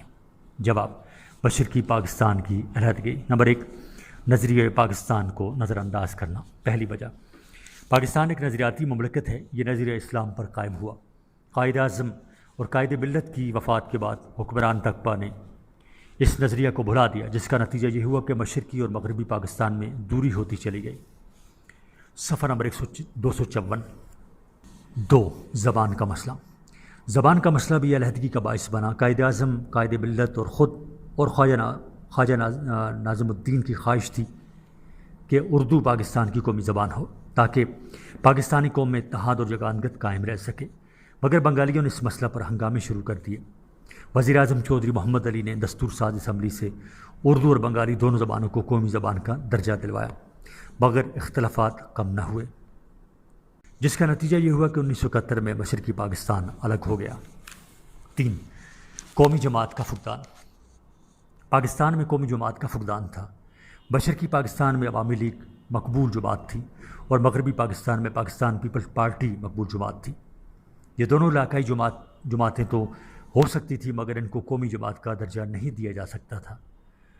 1970 کے انتخابات میں مشرقی پاکستان میں عوامی لیگ اور مغربی پاکستان میں پیپل پارٹی اکثریت میں آئیں، جو ملک کو متحد نہ رکھ سکیں۔ نمبر 4، مسلم لیگ کی کمزوری۔ مسلم لیگ پاکستان کی خارج جماعت تھی اور ملک کے دونوں حصوں میں اتحاد قائم رکھنا اس کا بنیادی فرض تھا، مگر مسلم لیگ کی کردار ادا کرنے میں ناکام رہی۔ یہی وجہ ہے کہ مشرقی پاکستان میں مسلم لیگ شکست سے دوچار ہوئی۔ مسلم لیگ کے خود غرض لوگوں نے مشرقی پاکستان کے لوگوں کے ذہنوں میں موجود اختلافات کو ہوا دی، جس کا نتیجہ مشرقی پاکستان کی علیحدگی کی صورت میں ظاہر ہوا۔ 5، مشرقی پاکستان میں ہندو آبادی۔ مشرقی پاکستان میں ہندوؤں کی کافی تعداد موجود تھی، وہ معاشی لحاظ سے مسلمانوں سے مضبوط تھے اور مشرقی پاکستان کی سیاست پر چھائے ہوئے تھے۔ یہ پاکستان سے وفاداری کے جذبات نہیں رکھتے تھے، وہ پاکستان کو نقصان پہنچانے کی فکر میں تھے۔ پاکستان کے خلاف نفرت پھیلانے میں انہوں نے اہم کردار ادا کیا اور یہ مشرقی پاکستان کی علیحدگی کا باعث بنا۔ صفحہ نمبر 255۔ 6، ہندو اساتذہ کا کردار۔ مشرقی پاکستان کی علیحدگی میں ہندو اساتذہ نے بھی اہم کردار ادا کیا۔ مشرقی پاکستان میں ہندو اساتذہ کی تعداد بہت زیادہ تھی، انہوں نے بنگالی نوجوانوں کے ذہنوں میں مغربی پاکستان کے لوگوں سے نفرت کا بیج بو دیا اور 25 سال تک زمین کی آبیاری کرتے رہے۔ اور 25 سال تک اس ذہنی زمین کی آبیاری کرتے رہے۔ انہوں نے مغربی پاکستان کو غاصب قرار دیا، من گھڑت مظالم کی کہانیاں سنائیں اور نوجوان نسل کو مغربی پاکستان سے متنفر کر دیا۔ نمبر 7، احساس محرومی۔ مشرقی پاکستان کے لوگ احساس محرومی کا شکار تھے، انہیں ان کے جائز حقوق سے محروم رکھا جا رہا تھا۔ اسپیکر کے علاوہ تمام عہدے مغربی پاکستان کے پاس تھے۔ بنگالیوں کو یہ گلہ تھا کہ 25 سال تک مغربی پاکستان حکومت کرتا رہا ہے، اب اگر 1970 کے انتخابات میں وزیر اعظم مشرقی پاکستان کا بنتا ہے تو اس کو کیوں برداشت نہیں کیا جاتا۔ 8، معاشی فرق۔ مشرقی اور مغربی پاکستان میں معاشی امتیاز بھی پایا جاتا تھا۔ مغربی پاکستان کی عوام خوشحال تھی، جبکہ مشرقی پاکستان کے لوگ غربت کا شکار تھے۔ بنگالی سمجھتے تھے کہ اس کی وجہ مغربی پاکستان ہے اور اس لیے وہ علیحدگی پر تیار ہو گئے۔ نمبر 9، زمینداروں اور صنعت کاروں کا کردار۔ 1970 کے انتخابات میں شیخ مجیب الرحمان نے وعدہ کیا تھا کہ وہ مغربی پاکستان کے استحصالی گروہ کا خاتمہ کر دیں گے۔ یہ گروہ جاگیرداروں اور صنعت کاروں پر مشتمل تھا، اس لیے اس گروہ میں مشرقی پاکستان کو علیحدہ کرنے میں ہی اپنا مفاد سمجھا اور اس کی علیحدگی میں اہم کردار ادا کیا۔ 10، بیوروکریٹس کا کردار۔ مغربی پاکستان کے بیوروکریٹس مشرقی پاکستان میں بڑی شان و شوکت سے رہتے تھے، وہ اپنے آپ کو حاکم اور بنگالیوں کو محکوم خیال کرتے تھے۔ اس سے مقامی لوگوں کے دلوں میں نفرت اور دشمنی کے جذبات پیدا ہونے لگے اور مشرقی پاکستان کی علیحدگی کی ایک وجہ یہ بھی بنی۔ اور اس کتاب کا آخری صفحہ ہے، صفحہ نمبر 256۔ 11ویں وجہ جو مشرقی پاکستان کی علیحدگی کا باعث بنی وہ تھی بنگالی افسروں کا رویہ۔ بنگالی افسروں نے بھی مشرقی پاکستان کی علیحدگی میں اہم کردار ادا کیا۔ جب شیخ مجیب الرحمان نے پاکستان سے بغاوت کر کے سول نافرمانی، عدم تعاون اور پرتشدد تحریک شروع کی تو بنگالی افسروں نے بھرپور ساتھ دیا، شیخ مجیب الرحمان کے احکامات پر عمل کیا۔ جب جنرل ٹکا خان کو مشرقی پاکستان بھیجا گیا تو چیف جسٹس نے حلف لینے سے انکار کر دیا۔ اور آخری وجہ 12 نمبر، بھارت اور روس کا کردار۔ مشرقی پاکستان کی علیحدگی میں بھارت اور روس نے بھی اہم کردار ادا کیا۔ بھارت بین الاقوامی سرحد پار کر کے مشرقی پاکستان پر بھارت نے حملہ کر دیا اور بنگالیوں کی ہر طرح امداد کی۔ روس نے بھارت کا ساتھ دیا۔ بھارت نے مشرقی پاکستان کو الگ کر کے بنگلہ دیش قائم کر دیا۔ اور عزیز طلباء، اسی کے ساتھ ہی آپ کی کتاب مطالعہ پاکستان برائے ڈگری کلاسز یعنی 4th ایئر اختتام پذیر ہوئی۔ یہ آڈیو ریکارڈنگ آپ کے لیے ہیومینیٹیرین ڈیولپمنٹ آرگنائزیشن ایبٹ آباد کی طرف سے کی گئی۔ ہیومینیٹیرین ڈیولپمنٹ آرگنائزیشن ایبٹ آباد 2011 سے اپنی برت آپ کے تحت صحت، تعلیم اور معاشی خود مختاری کے شعبوں میں بہتری کے لیے کوشاں ہے۔